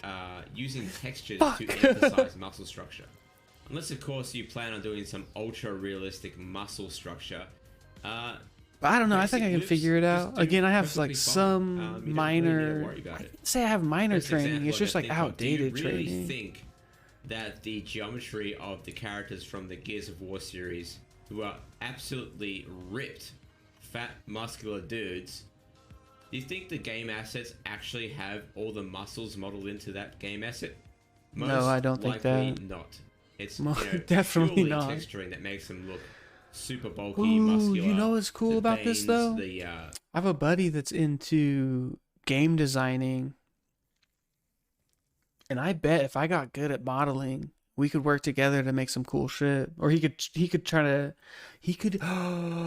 even show me some shit, and I could show him some shit. We could have like some shit show going on, where we show each other our shits, but not like on like a best bro kind of showing each other shits, where I'm like proud of like how big of a shit I took that I have to take a picture of it and like send it over to my friend. Not that kind of shit show, but like, look at the shit that I've learned. And he'd be like, look at the shit that I've learned. It's like, let's use the shit we've learned together to make something cool. Anyway. You know, the rippling biceps, all that sort of stuff. That's all just sometimes I feel like, if you guys know, what's the show? Trailer Park Boys. If you're ever watching that, or if you've ever seen it, Leahy, sometimes like when he starts talking about the shit crows are coming, or like, I feel like I get on these shit tangents where like everything becomes shit related, and it's just like a fucking poop storm coming in. But the underlying mesh itself would be very simple. And you may have just seen that I've joined the legs. Very simple. Just merge the verts where they used to be. Very simple. I have to like remember that like he's in like some ultra time lapse thing going on right now. Repeat. And like, you can see just this with is the not existing actual geometry, speed, but like it is nuts how fast he's gone. There's plenty of geometry there to fill out that body. You'd be surprised how far you can stretch the it. Bulge, hell yeah. The distribution of the verts and the mesh is fairly uniform. That looks like my belly and belly button. Don't worry about adding any extra geometry at all. All right, I kind of got a chubby stomach going on right now. What is that? Weird looking one already. So yeah, quickly just smashing out the blocking I like that emo of the face with the lethal. That's geometry. I literally add nothing. That's one thing that I don't know if I'll ever be able to. I don't know. And yeah, you can see like just, you know, getting that bulk into the cheekbone, the brow. So there's two videos after this one, but they're not numbered. So I don't know. It's part of like he made a playlist, and it's part of this playlist. So I think we're gonna watch those two videos as well. But then it's free reign. We're getting into I almost called it Maya. We're getting into Blender, and we're gonna start fucking with our shit. Begin with, in characters that have much softer features, the bone structure and the muscle structure are still exactly the same. It doesn't really matter how big or small the character is. If they're humanoid in nature, they are going to follow the same principles. True. And again, I rejoined that neck just like I did with the arms. Same vert. Damn. Same edge number. I wish my neck was like that though. So he's got some fucking upper body mass. I'm sure there are some people out there that are going, oh man, Dikko, you took me through 10 videos on how to create a single character, and now you're kind of showing me how to make a character with only one video. Couldn't I just have gotten a base stocky as a motherfucker and worked with that to make my characters? Nuts. Well, yeah, no shit. Of course you could have, but that's not why you're here, right? Plus, where's that's not why we're here. Dikko's right. Okay, so why are we here? To just suffer. Furthermore, there are such a thing as good base meshes and bad base meshes, and I kind of covered that in the first video. The other advantage of building a model from scratch and then using that model to create your other characters is that, again, if you plan on making these a cast for a game or a short film or an animation, you are building your mesh according to the budgets you have, whether that's performance budgets, rigging budgets, technical budgets, etc. By building your own mesh, you're building it to your own sort of poly count limits, you're building it to the needs of your characters in your animation, and that only makes life easier in your production long term. And this becomes even more important if you're working in a team. So if you're creating characters and they all have different geometries and different edge flows and all sorts of shit, the guy that has to rig those characters is going to have a bad time. He's gonna want to start working with other people. Freaking throat out. Because imagine this. Imagine you make one character and you rig it to an armature. So therefore it has all the proper vertex / weight paints you need to make that rig or make that mesh to form properly. Okay, so now you need to make another character with the same rig, same animation, all that sort of stuff. Technically, all you would need to do is realign that mesh to fit the proportions of your new character. Then again, realign the armature to fit the proportions of your new character, and as long as that joint structure, relatively speaking, is in the same position as the original character, relative to the new mesh that is, that animation... Dude, there's so much that he's doing that we don't even have to fuck with. It's great, though. So you wouldn't have to redo. But seeing him build like a big, thick body like this is good, too, though. Good to go. Now, clearly, that's in the perfect scenario bucket, but technically, you could do it. And technically, it does work because I've done it before. That's where the magic of having an identical mesh structure across all your characters comes into play. And of course, there are limits to this. I mean, if a character is radically different to another character, then you may have to redo the model itself. But, you know, if you have a bunch of human characters that are kind of the same proportion and pretty much do the same thing and have the same style... It sounds like... Then... What we need to do is, as we're modeling, when we get to a point where it's like we have like a base model, like we should save that and like as like an asset of its own, and then maybe finish it out just so we can do what he's doing here. There's no excuse not to just reuse old assets. And that's what I was just talking about. By having that same mesh structure, you are effectively, you have a basis to work off of to maintain the style across the entirety of your character cast, which is also another awesome advantage here. So the body here is almost done. If you haven't noticed, the proportions pretty much are all kind of working out. Just tweaking a few things here and there, but ultimately it's all come together, and I really haven't added any other geometry. I was just pushing and pulling verts, sculpting, going back and pulling my heart. Is he gonna do the clothes too? Pretty much ready to go on and make the clothing. Yeah. It's like I'm in his head and he's in my head. Is pretty much the only thing you need to do from scratch. And there's a clear reason for that. Look at the proportions between the two characters and also their clothing style. I don't know what kind of soda you guys drink. I've been trying to drink diet soda more often, but me trying to realign wild cherry Pepsi. Oh my god, it's my fucking shit. Not sponsored. The boss man's proportions. I would be if they fucking gave me a lifetime supply of this shit. Like we did in the previous videos, I'd chill. I would every 5 minutes. To these new clothing items. Make sure you're drinking your Pepsi. That's pretty much what I do for the rest of the video here. Yeah, I don't do Coke. I used to drink Dr. Pepper like a motherfucker. Skills we've learned over the last 10 videos. But I've been like a Diet Pepsi. I think is like my favorite diet soda. I can't fuck with Coke. I don't know why. I just never really. Not that I don't even. It's not that I don't like the taste. I just feel like it's too strong of a flavor. It's just a good. It's not a bad flavor. It's like a good flavor. It's just like too intense. I do fuck with Diet Coke though, and I don't think they taste at all similar. And that's the same. That goes. I have that feeling about all diet sodas. I feel like none of them taste like Diet Cherry Pepsi. I don't know if I've ever had Diet Cherry Pepsi. Actually, now that you said that. No, Pan, what? They went up 3-2 and now they're down 4-3? What the fuck? back-to-back caps? I can't. I'm getting mad. I need to be in the game with him. When it comes to but I'm not. I can't. I'm dedicated to this modeling thing back, now. I'm like on a journey. I'm on a path. I can't get off of it now. Come to life because I literally have no other insight to give. Damn, I'm glad I like filtered what I was about to say through my mind and decided not to say it. I usually don't do that, but I may as well take the time. Okay, so like the entirety of December 2021, I exclusively played Halo and grinded season 1 out to level 100. And I was like plat 6 at one point. I was like about to hit diamond on both solo mouse and keyboard and on the mixed one or whatever. And then I started crashing back down into like plat 4, I think is what I dropped to.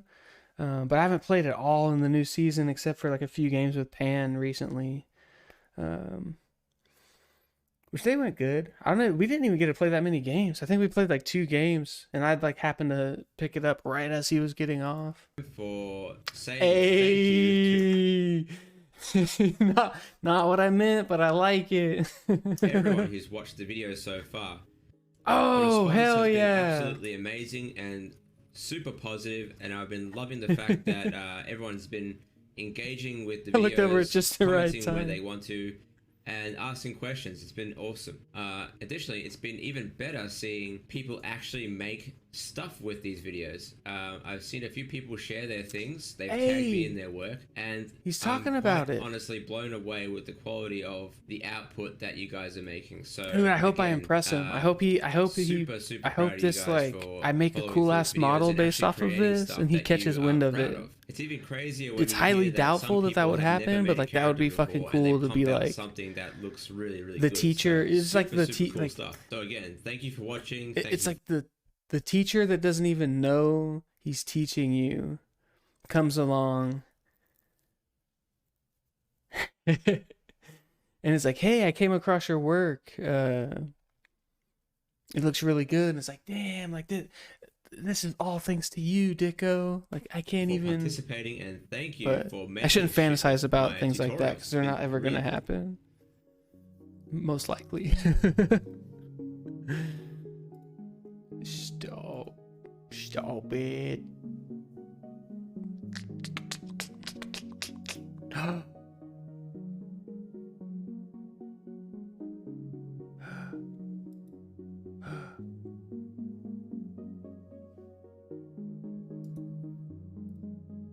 Ooh, it's so soothing when I fucking sneeze. Lies.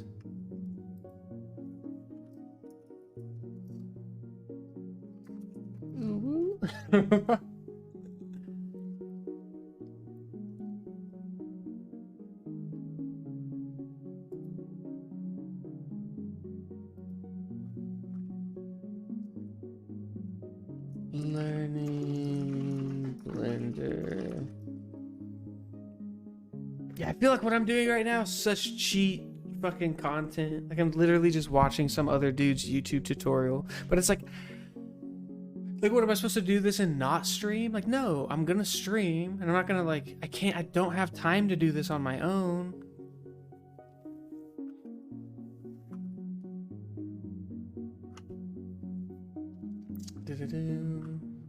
So it's kind of like the bet. It's like just like what I have to do, right? All right. Like So if I want to be able to do this and stream, I need to stream me doing this. Just doing some standard animation. So I'm actually going to use Rigify to quickly rig up this character, along with Sophie, using the same Rigify structure, just to demonstrate how easy it is to transfer animation across from one character to another.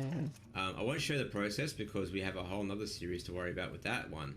I'm keen on logic. It's just a great way to show you that by reusing the same geometry from one character to another, how efficient the process can be. Alright, in Blender we have Sophie in one file and we have Bossman in another file. So let's have a quick look at our rig breakdown and see how I've placed these joints. He's so fucking boned the model and all that. Sophie's face, for instance, we can see that I've added the joints. That looks in, fucking complex as pretty, fuck. Oh pattern. no. So, according to the Rigify structure, this is just using an auto rigger built into Blender. I've An placed the auto joints rigger at the built poles into Blender? in certain parts of the eye structure. The lips have an even distribution of joints across the mouth. The eyelids, the same thing. So they have a joint that sort of spreads across every second span. You know, the shoulders are kind of in the same spot. So the shoulders are ending up there and there. You know, legs are pretty straightforward. The hips are pretty straightforward. And the same goes with the hand. So with the rig structure like that, let's have a look and compare with Bossman. God, I need to sit the fuck So here's up. Bossman. I have like this weird Same slouch going on. I have this like apart from that little joint arch being a in little my bit back close to the from it. nose, we have the same joint sticking to the pole there. We have it sticking to the pole here. Same distribution of joints across the mouth and the eyes. Same position for the shoulder structure. And the same goes for the legs and the arms and the hands. Now let's have a look at this with it would be fun to play animation. some Halo So though. let me just turn off those motion. But no, blurs and no. go We right got here. like a couple Turn off the tutorials wireframe. Same left to goes watch, with, and then Sophie.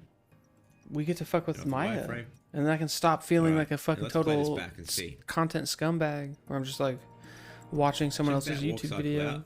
But I'm learning. Like we're streaming the process of So me it's learning how to do this, right? It's not just me streaming his fucking video.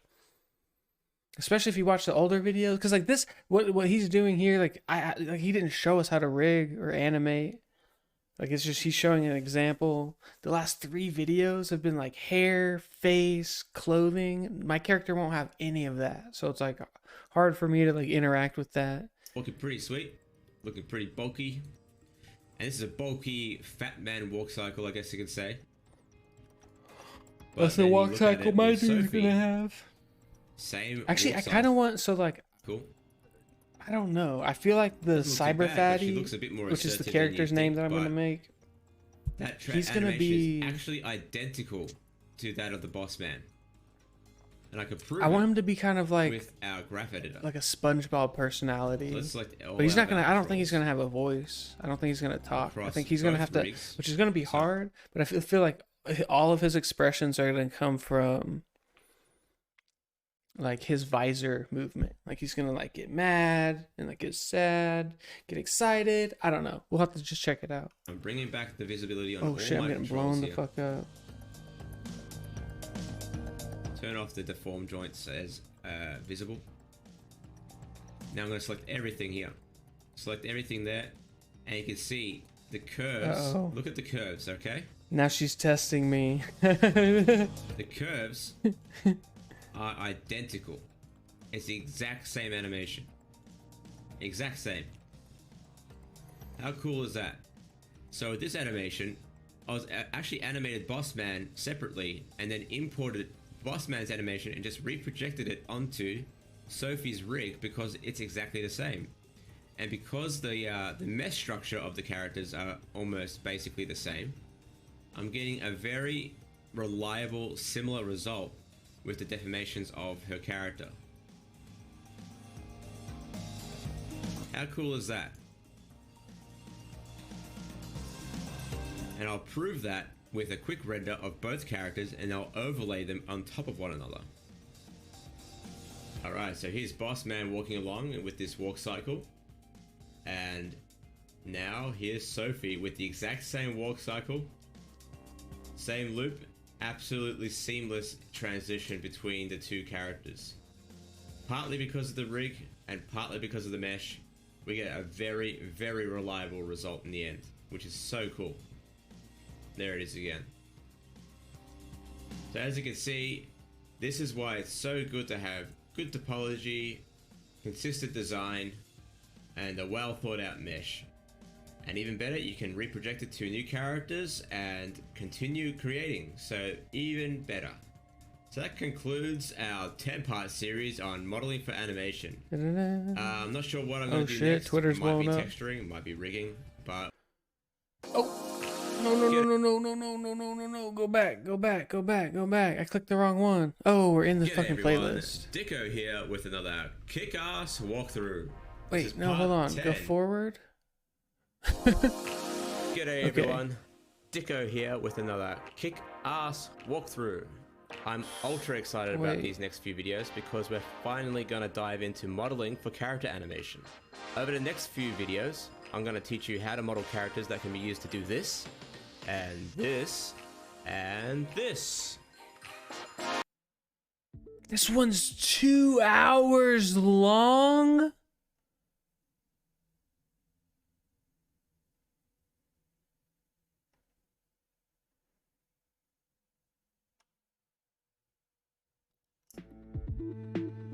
Whoa, shit. She's got some thighs on her. Damn.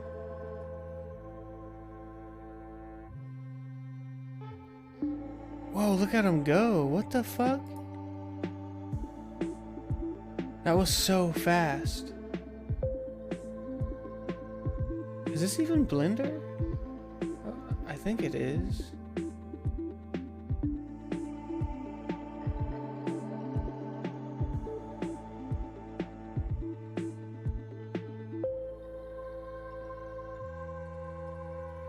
Huh. Okay, so this one, like, I don't know. I don't think we're gonna watch this one. I think we're gonna get into Blender and start fucking around.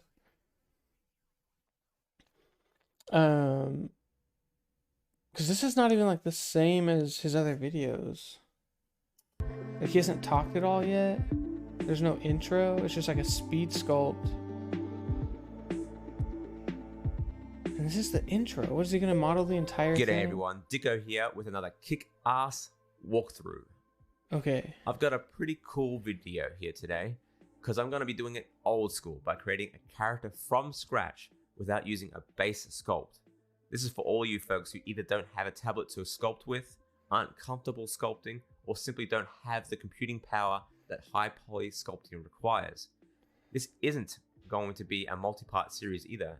This is going to be a single mega tutorial, and hopefully the only tutorial you'll ever need to create basic humanoid. Yeah, I wish I could draw like that. I mean, I could. That being said, I'm not going to be as super comprehensive as my previous videos on the subject, but I will talk through the edge flow requirements as I work through the model so you don't get lost.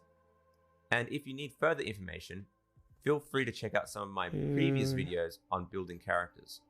And for those who wish to see how to build specific parts of the body, chapters will be available in the timeline of this video. The only difference this time is that I'm going to be using Maya for this one, out of a courtesy to some of my students.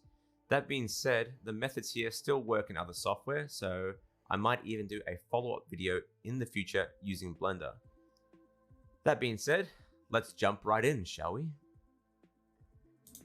Alright, so let's get started. So I've already assigned a project to this guy, so I've set a project called Muscle Girl. And if you're familiar with Maya, you know that you always should start with a new project. So make sure you do that. Again, this is one of those tutorials where I'm talking about modeling. I'm not talking about how to use Maya, alright? So you should understand how to use Maya, how to set up projects before you move on to this stuff. So I'm just going to set that project. Wait, he's in what I would call Maya. This is what I'm used to. Fuck, it's been so long though. Damn, but it almost looks familiar. Holy fuck. No, it doesn't. It doesn't really. It's changed quite a bit. But this is what I fucking... Maya is what I grew up in. This is what I learned. This is how I learned how to fucking 3D model. File. I'm gonna and it looks just as foreign as Blender. Plane. I feel more comfortable in Blender now all of a sudden. Oh, but... with the new material. Does he do like the quick menu thing? If he does the quick menu, oh, he does this shit. I love this shit. Fuck, I love this shit, man. But it's the same shit in Blender, I think. It's just gonna be a simple Lambert. I don't need to watch this. We're done with Dikko's tutorials, which means only one thing. I don't know what the fuck I was clicked on.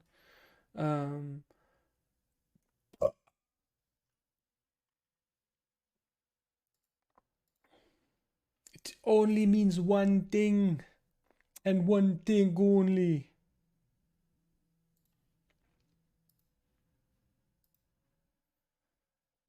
One, it means we can turn some. The fuck was that? Some music on. I like started to stutter. That was weird. We can go full on air. And actually, let's pull GIMP. So we can throw games. The games folder in the top left. I think we should do GIMP, Blender, Audacity, OpenShot Video Editor, NVIDIA Canvas, Music Maker, and FL Studio. This is like our creative content creator corner down here.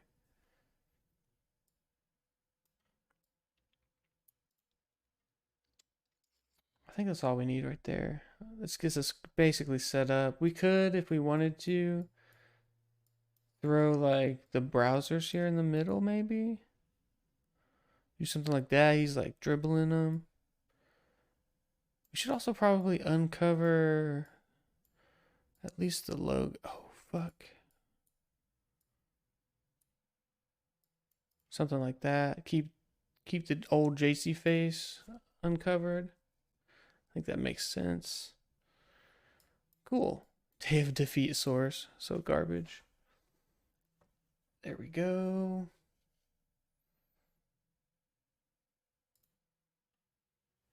Really need to do the dishes. Who the fuck says that?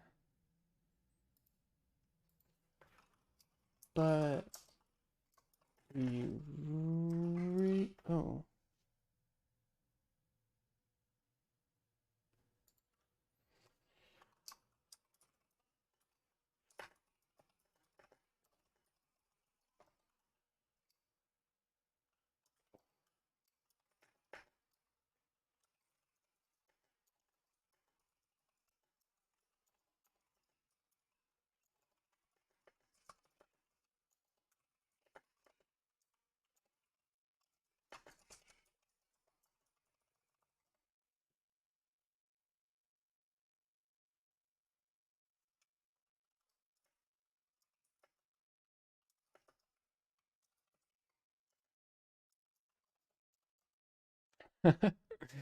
All right, let's open Blender. Fuck.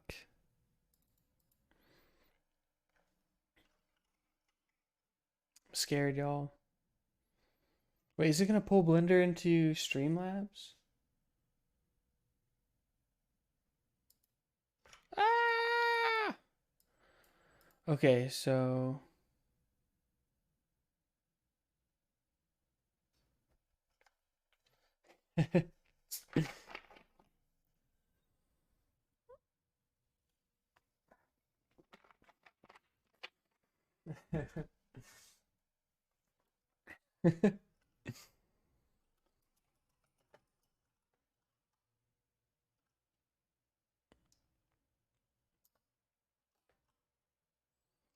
oh shit, he went there. Pan is crazy.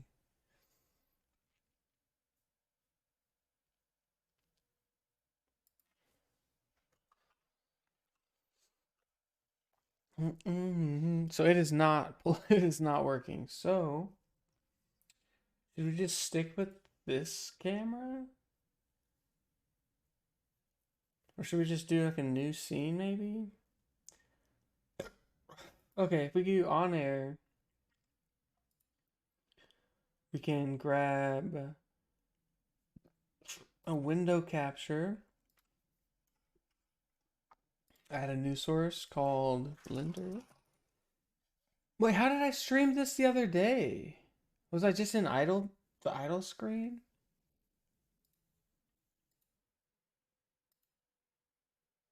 Nice.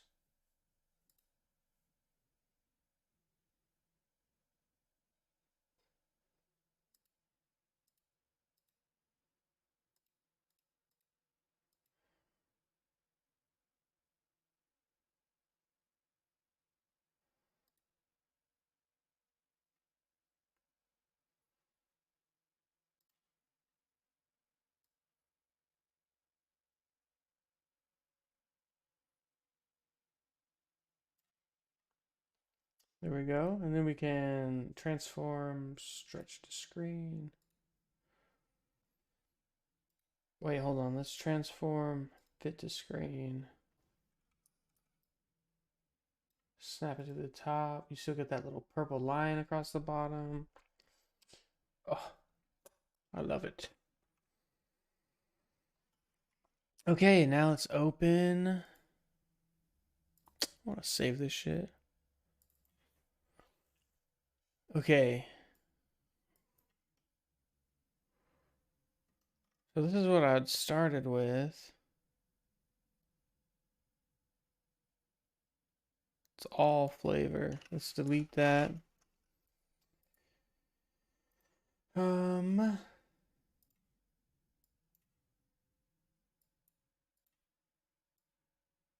this down here.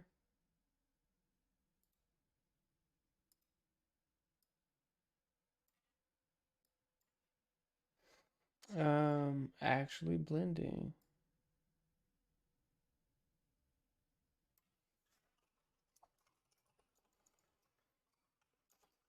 A 3D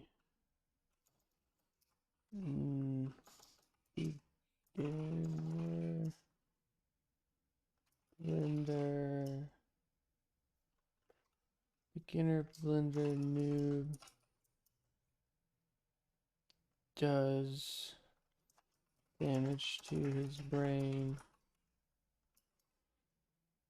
My first blender model. Very nice title. Hits all of the notes. It's all caps. It says the word noob, and then there's like a in parentheses subtitle that no one will ever see. It's perfect. And wait a second. I've been lied to. Okay, so I got a little bit more to set up here, and then we're ready to go.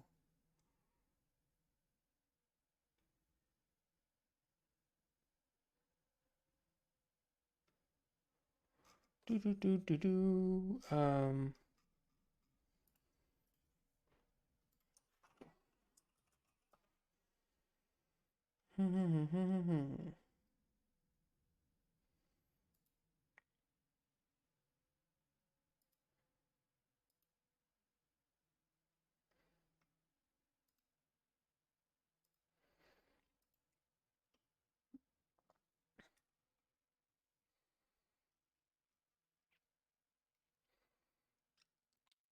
Add a cube, mesh cube.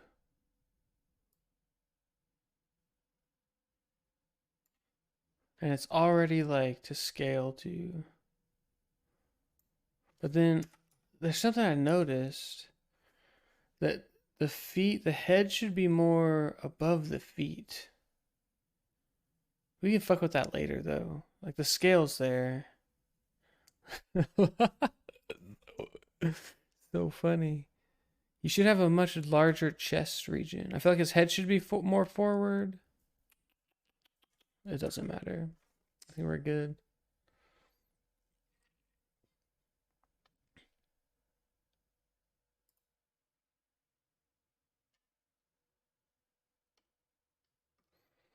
There's a way to make these unclickable.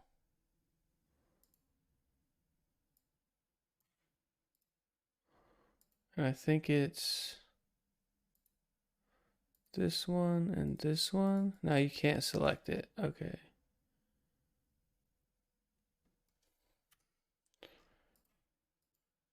And then we want to be in edit mode.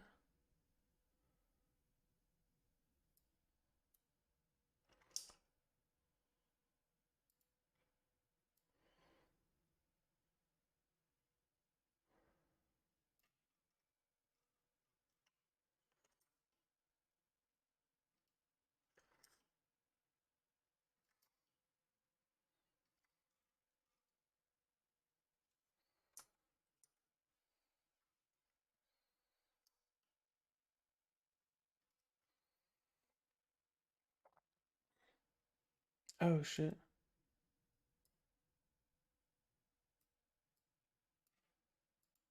that too loud? No, that's good.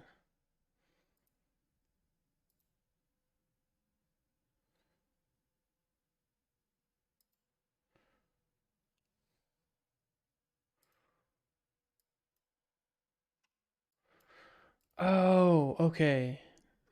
I missed a part.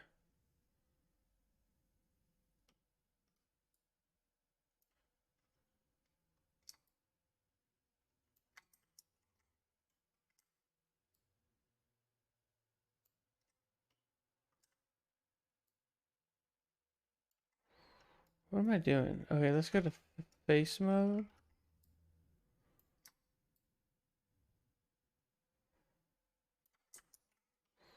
What the fuck is going on here?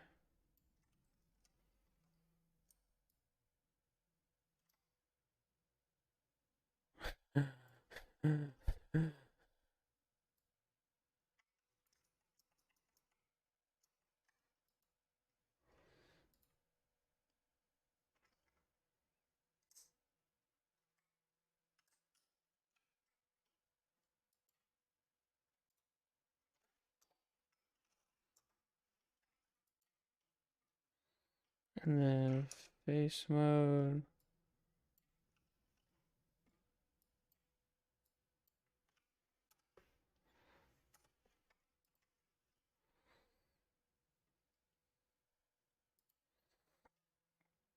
And then we want to add a modifier, mirror modifier, right? Nice. And so now if anything we do to one side is going to be mirrored over. Perfect.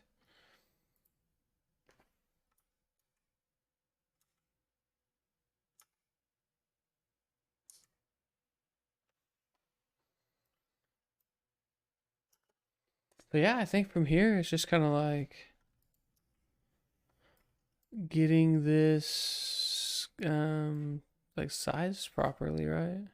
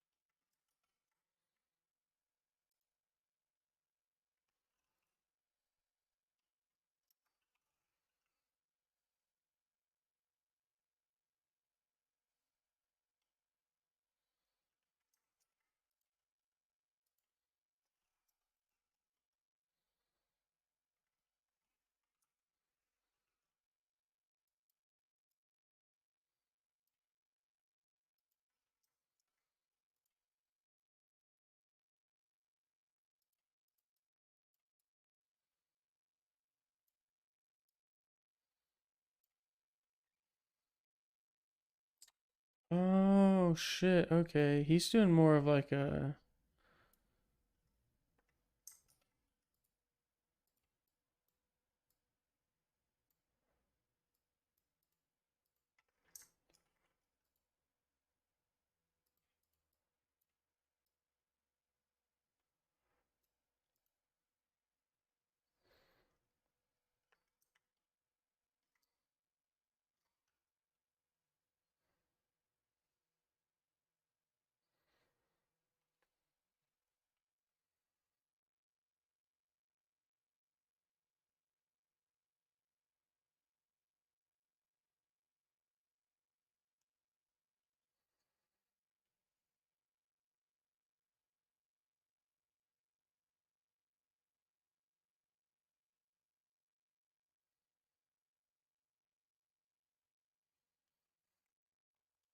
Oh, the red bar dilemma. Fuck that. I know exactly what he's talking about. The red bar is so maddening. Win 3 games back to back. Get a dinky blue bar. Then lose a couple and get a 10-inch red bar.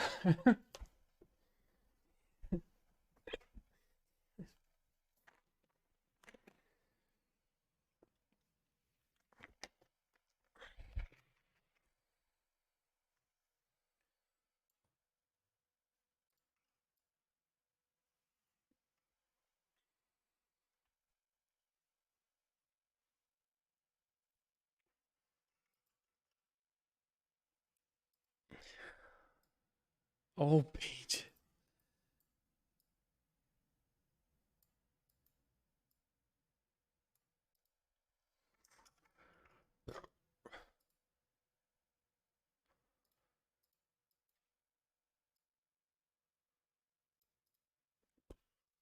I feel like I'm already adding too much geometry. But it's fine, it's fine.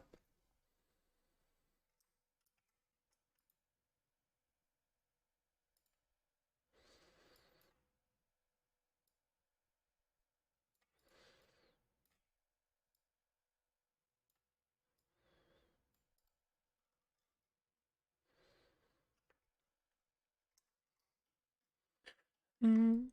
But of me lying to my face.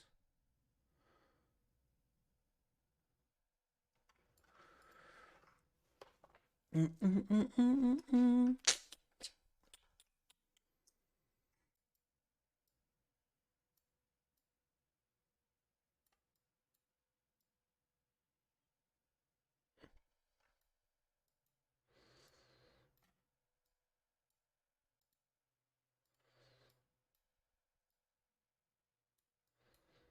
Whoa.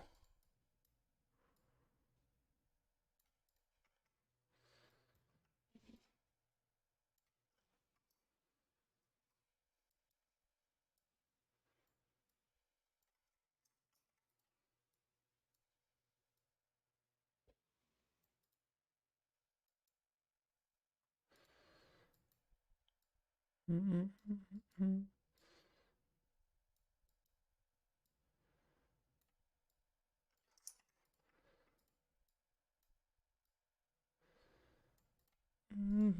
Lying to my face.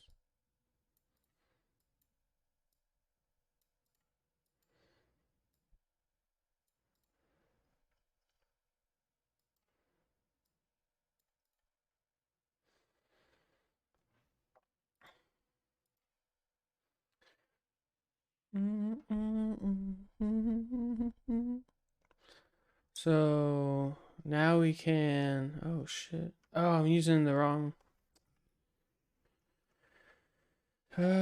Fuck. Why is it so big?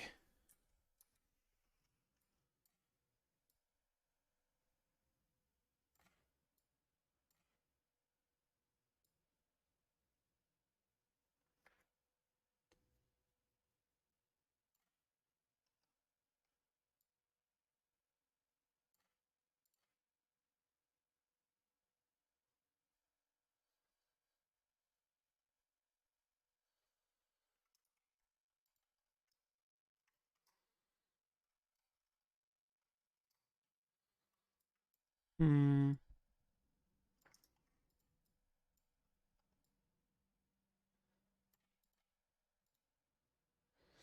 Wait, what the fuck's going on here? Oh.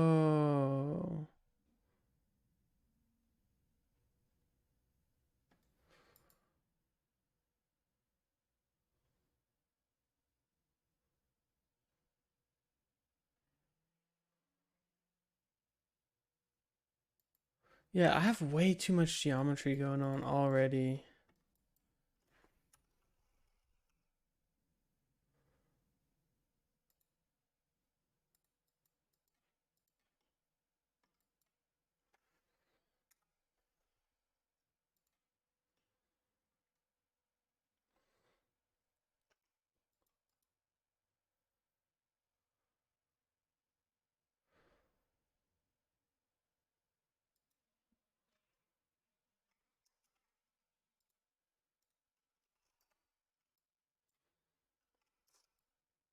All right, we're gonna we're gonna try again.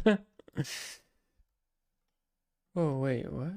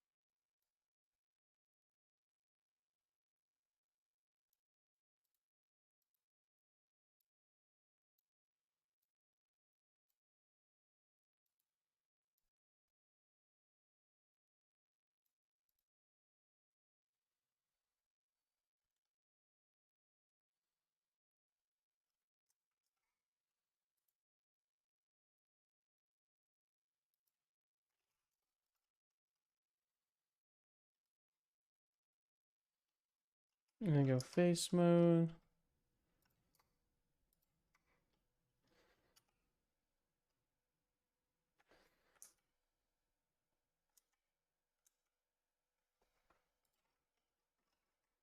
Oh, fuck.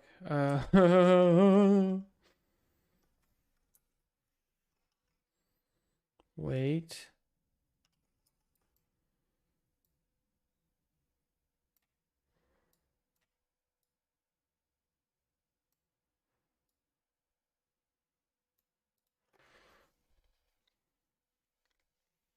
My eyes are getting tired.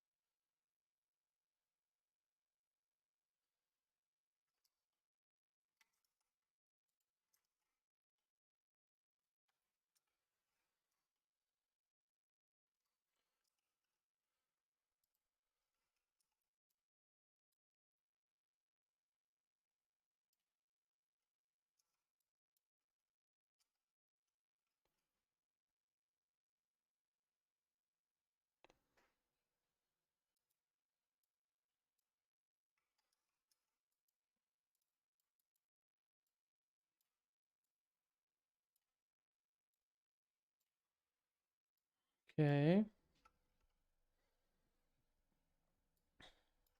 Whoa.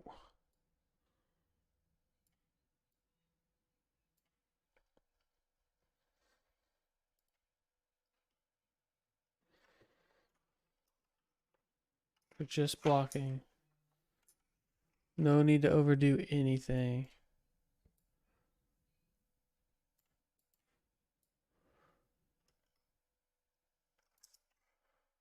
What's going on there?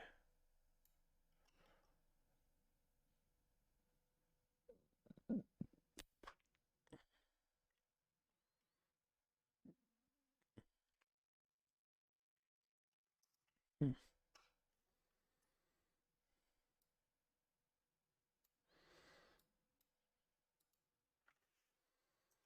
Wait, something wonky's going on here.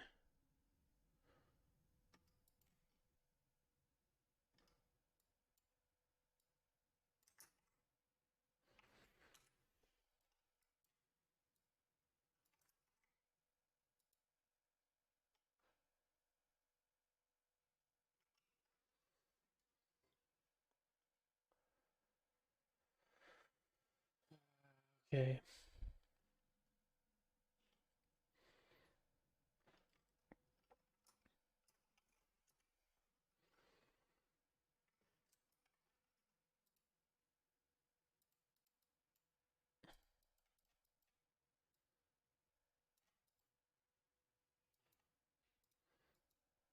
Got the dumpy on this fool, looking chunky on this dude.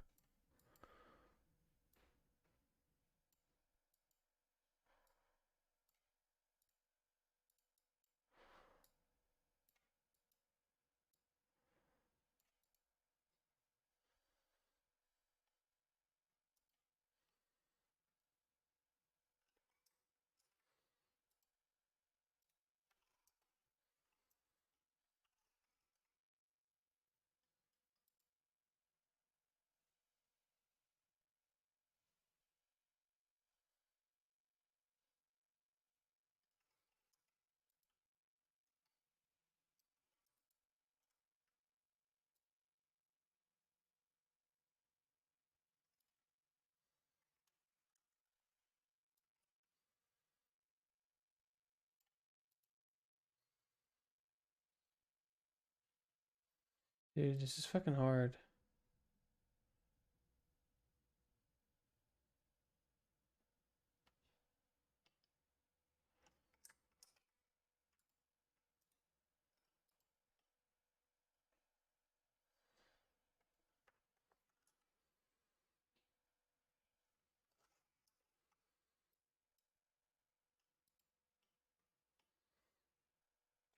I'm pissed off. It's pissing me off.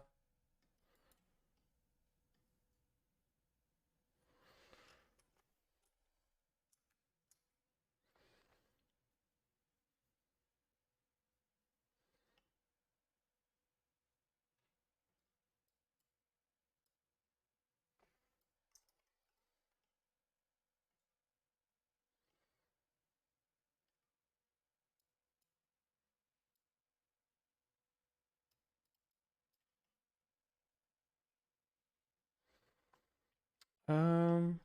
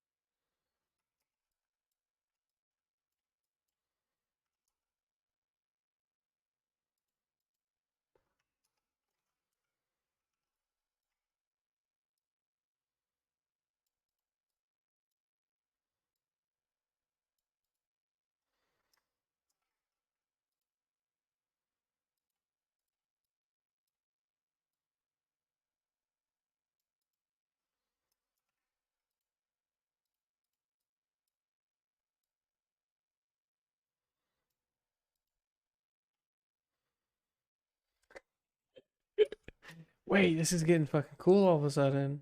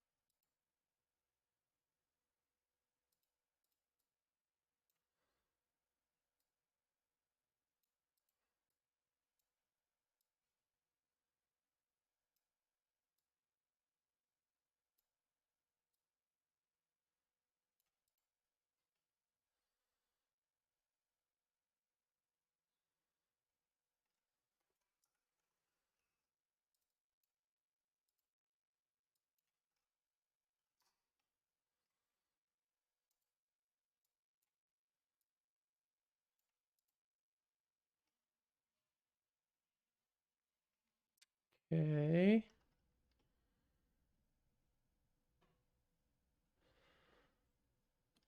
Bro, slow down.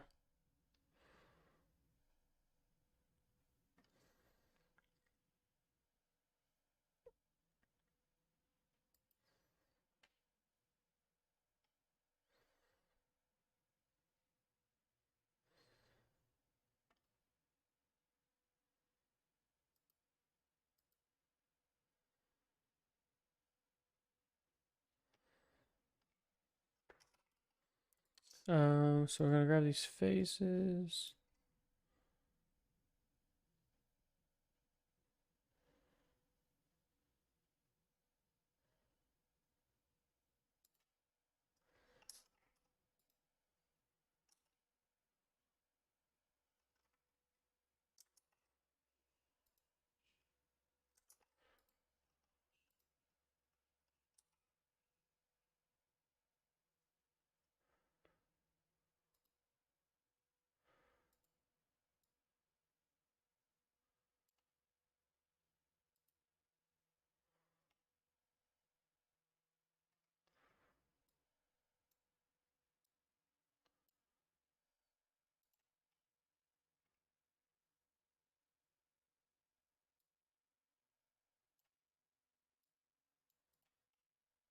Okay, we're gonna work on the arms going.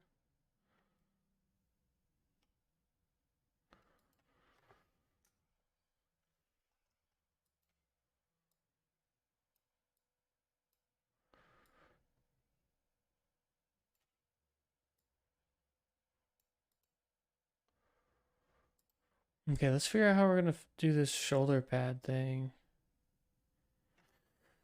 It's man, it is. It's hurting my brain. I use my brain too much at work, and this is like work 2.0. I mean, it's fun, but I'm like having to try to figure out because the tutorial we watched, Dikko's tutorial. I mean, it's good. It's hard to like really translate exactly over what I'm trying to do. So I think we're at the part where like following the tutorial for like exactly what to do isn't viable anymore. So we're gonna have to figure out something like how to do this part.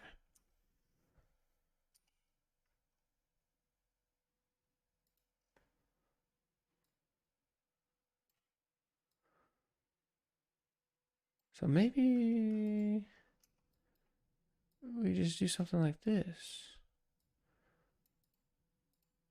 And then we can go throw like an edge loop in here.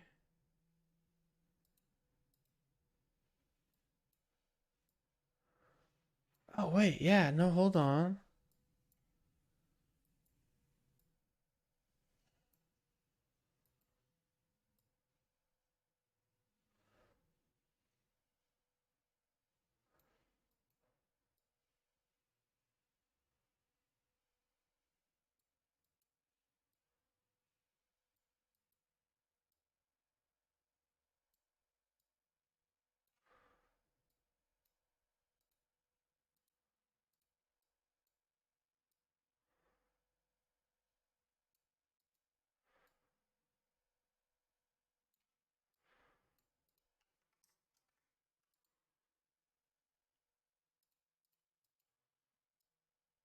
Let's see what this looks like. Oh, that actually fucking works. Holy shit.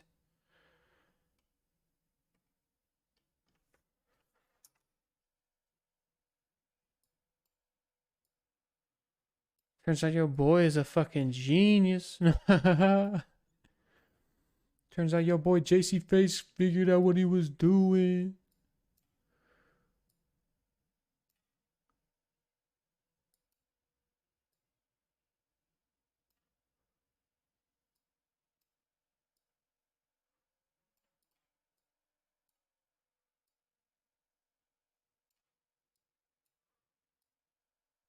Uh-oh.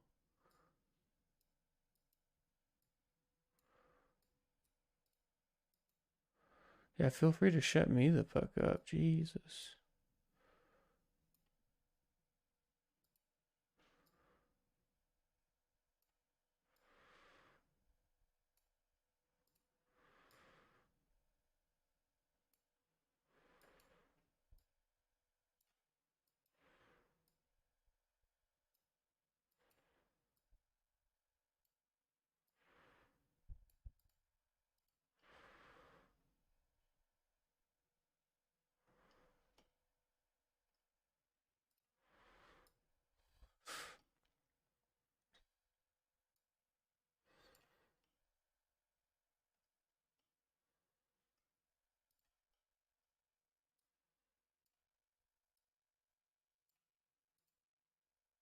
What? Is this Timberlake?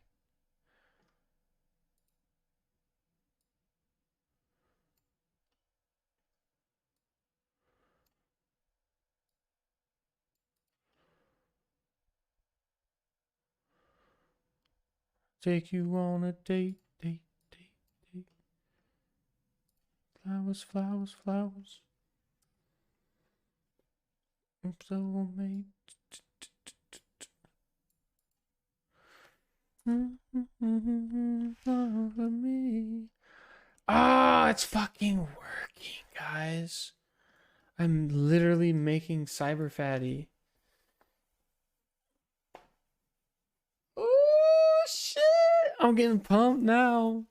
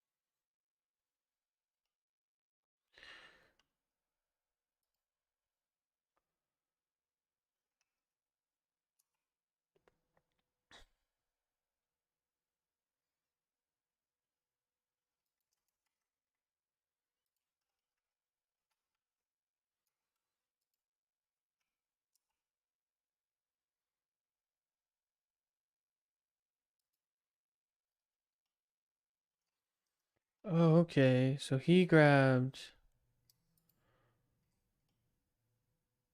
all of these. And then he V'd, brought it down. And then he grabbed these edges, F, and then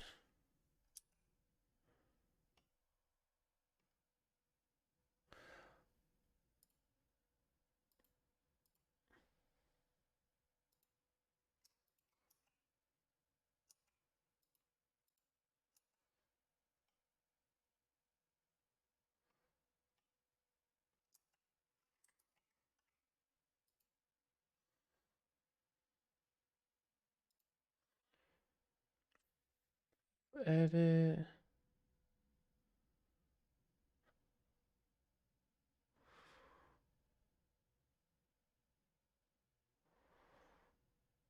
Okay, hold on.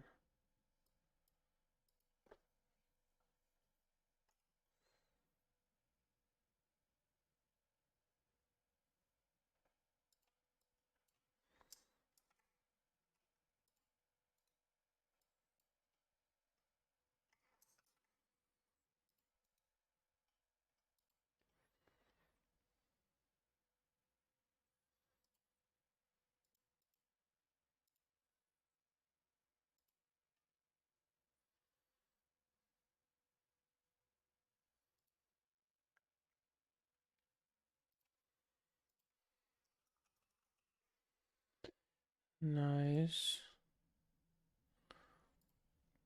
Alright, get loop tools turned on here.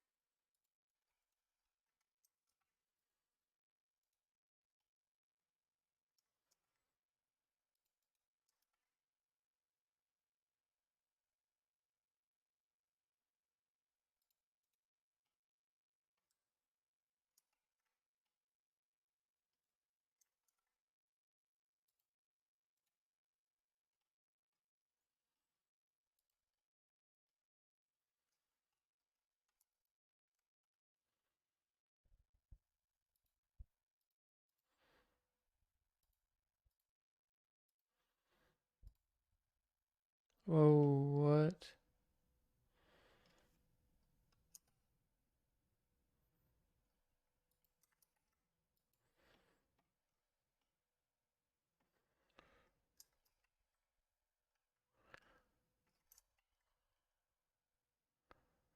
Oh, I see what happened.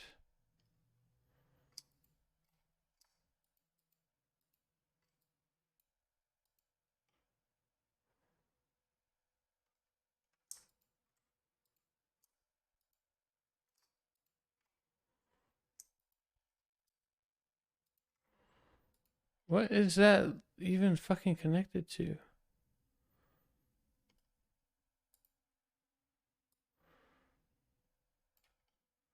Something funky's going on here.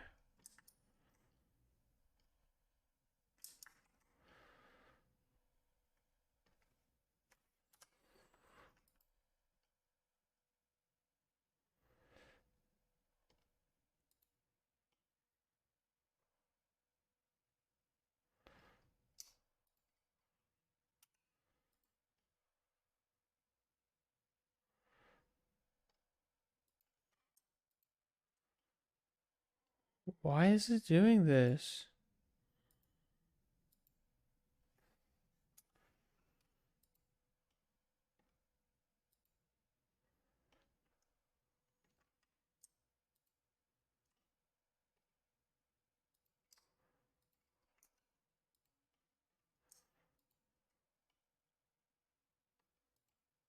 Why is it trying to select that one too? Okay, so what if we just select it like this?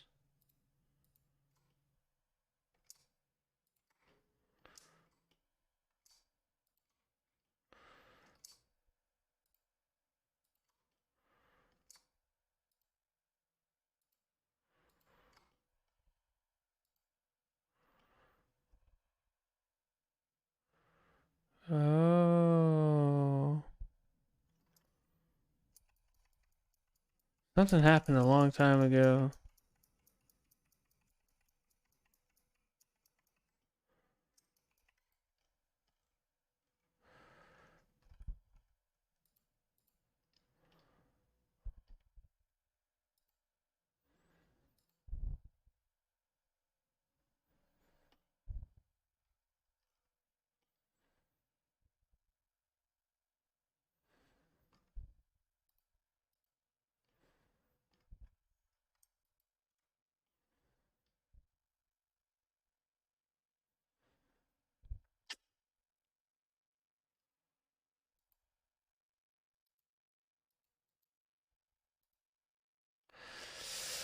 What have I done here?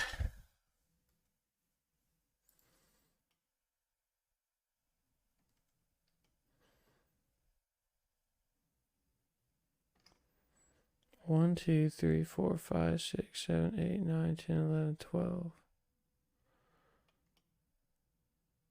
It would be perfect if it wasn't janky as fuck.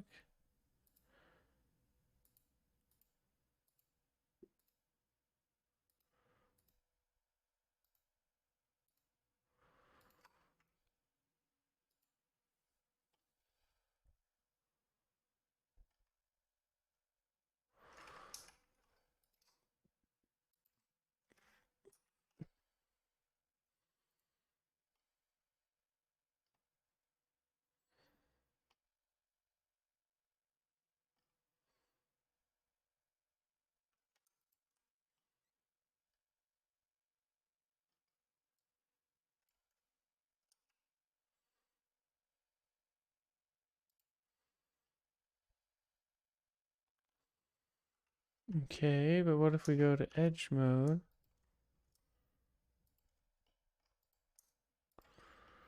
Oh, nice. Okay.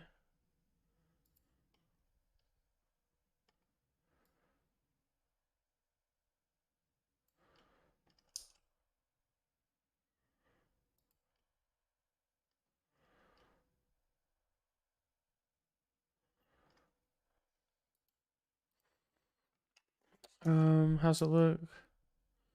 Go back to see-through mode.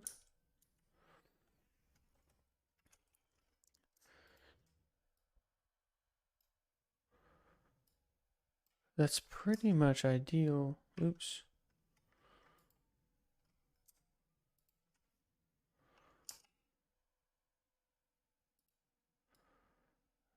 Okay. Dude, we're actually making progress. This is dope.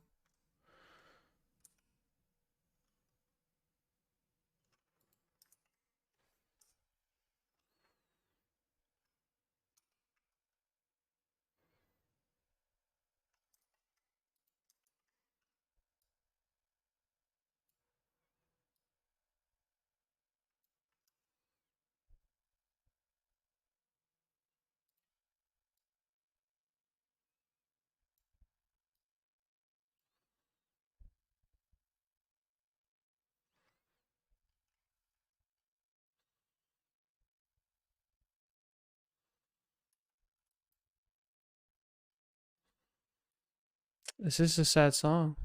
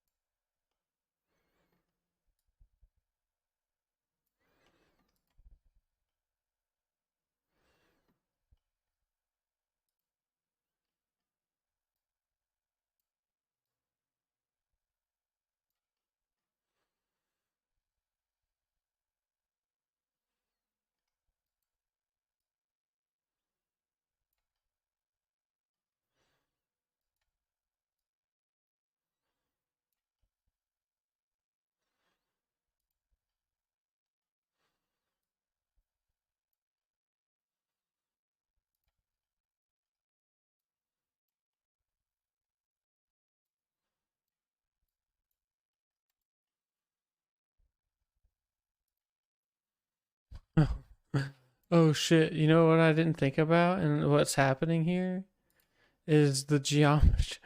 The geometry is becoming very fucked because of how I'm editing it. It's not good. We're gonna have to restart, but I'm learning some things. I'm like already look how fucked this is. Oh no. Oh no. It's so funny. Like I'm like, what am I even doing? um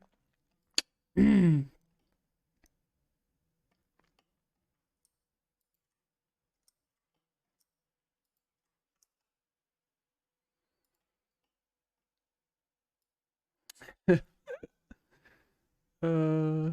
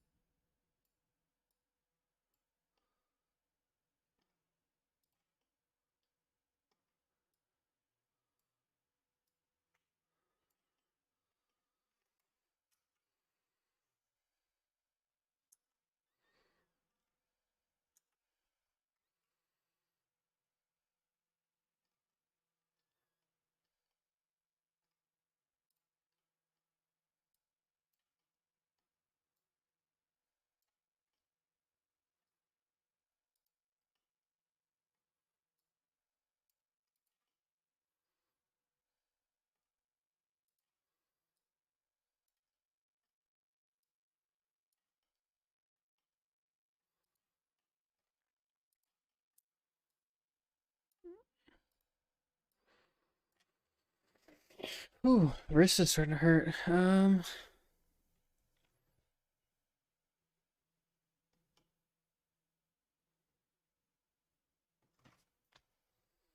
So, what if I did something like crazy here? What if I was like, just like, let's restart.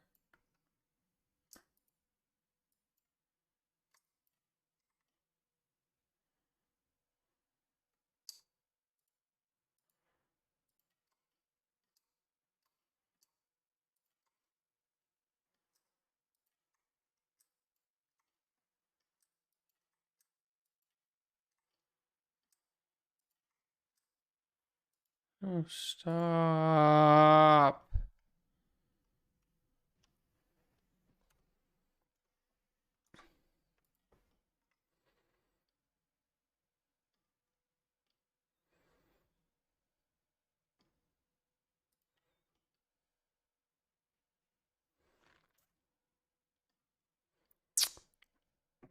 Fuck.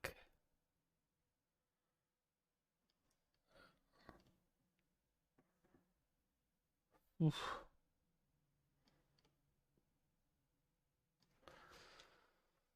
Oh.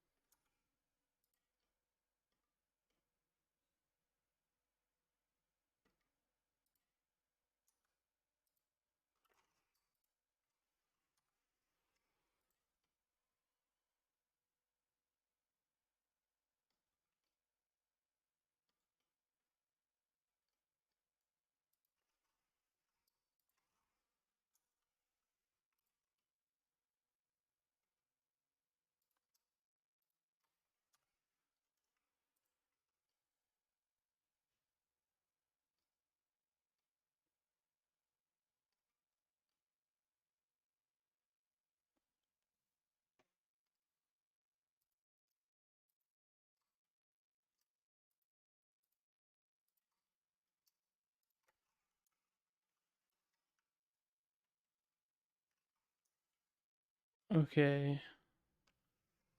So we've made it back to a better point, I think.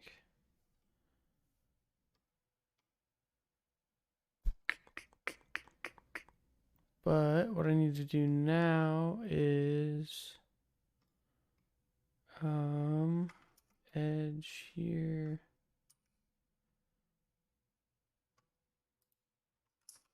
Oh. Merge.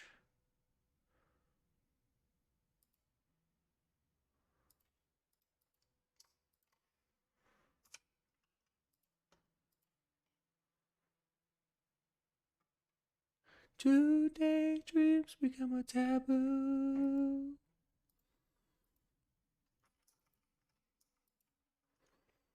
Deeper that it go, it takes my breath away.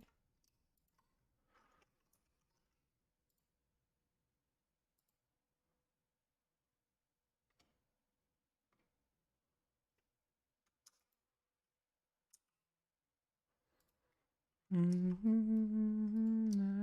wake up till you see it, and the seas become your. Promise me a place in your house of memories.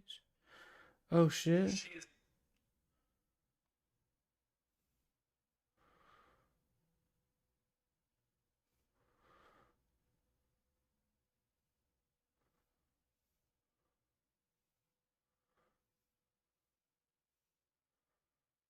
Really matters. It's 11. Okay. So here's what I'm thinking. We kind of fucked this up. We had a good run. We got to the arm. We realized we're fucking with shit too much. The editing style we're using, I don't know, but I can totally see myself getting a completed model like by the end of the weekend, right? At least blocked out and like ready to start fucking with it. We might even get a lot farther than that, a lot faster than that as I start like picking shit up. I'm already starting to click through the tools a little faster. Um, it's good. It's good. It's good. I like it. I mean, we basically had it blocked out, and it wasn't until I started like if I hadn't fucked with the arm, or the arm hadn't fucked up, there was some sort of split looping or split vertices there, um, that fucked up. So anyway, I think we made some good progress today. Um, we're gonna jump back into tomorrow. Tomorrow's just gonna be 100% Blender, so no more tutorial watching. Um, I'm surprised how much my wrist and hand are hurting from doing like this kind of shit, like constantly adjusting the camera, panning, zooming, rotating, panning, zooming, rotating, selecting. Like, but man, I'm starting to really dig on it. Pretty good stuff. So, unfortunately, I can't keep going tonight. I do have work tomorrow. It's 11. I should probably get some sleep. Let's jump over to the ending screen. Um, Hey everybody, I appreciate you guys hanging out. You guys fucking rock. Love the support I'm getting. I can see we're probably, I mean, hopefully it just continues. Um, what we'll probably do is, uh, we'll probably host our buddy Pan. Although I think, um, yeah, we'll do that. So, um, I'm gonna go ahead and call it. We'll come back live tomorrow, fresh start. Oh, I'm gonna be thinking about this shit all day of like how am I gonna get the shoulder figured out? Like the shoulder pad, I need to model it in. It's gonna be fucking dope. I think we're gonna get pretty far tomorrow. I don't wanna like get too overzealous, but I'm pretty sure we might be able to block the entire thing out tomorrow. Legs, feet. The problem is I don't think we probably won't get to the feet and hands tomorrow. But if we get a head with arms and legs and like take it into that Mixamau or Mao Mixo or whatever it's called, and load it up and just see what it bends around like. I'm getting kind of stoked. I'm not gonna lie. Uh, I mean, by next, not this weekend, but the weekend after, or maybe the weekend after that, like we might have something to actually like an asset to bring onto stream and like start fucking with. Once we have a finished model, that's where it gets really exciting because we're going to be trying to link the model to the stream and try to get it so that chat commands will actually interact with it. So like, I don't know. I think I'm excited. I hope you guys stick around. I hope it's really cool. Eventually we'll get out of this like creator mode where we're like creating assets for the stream and back into like playing games. But right now I'm digging the whole 3D modeling thing. I've been out of it for a while, but man, it feels good to get in there and like start fucking with it. So anyway, have a good one, y'all. Again, we're gonna throw up the host for Pan. So until next time, my friends, have a good night, and we'll see you later.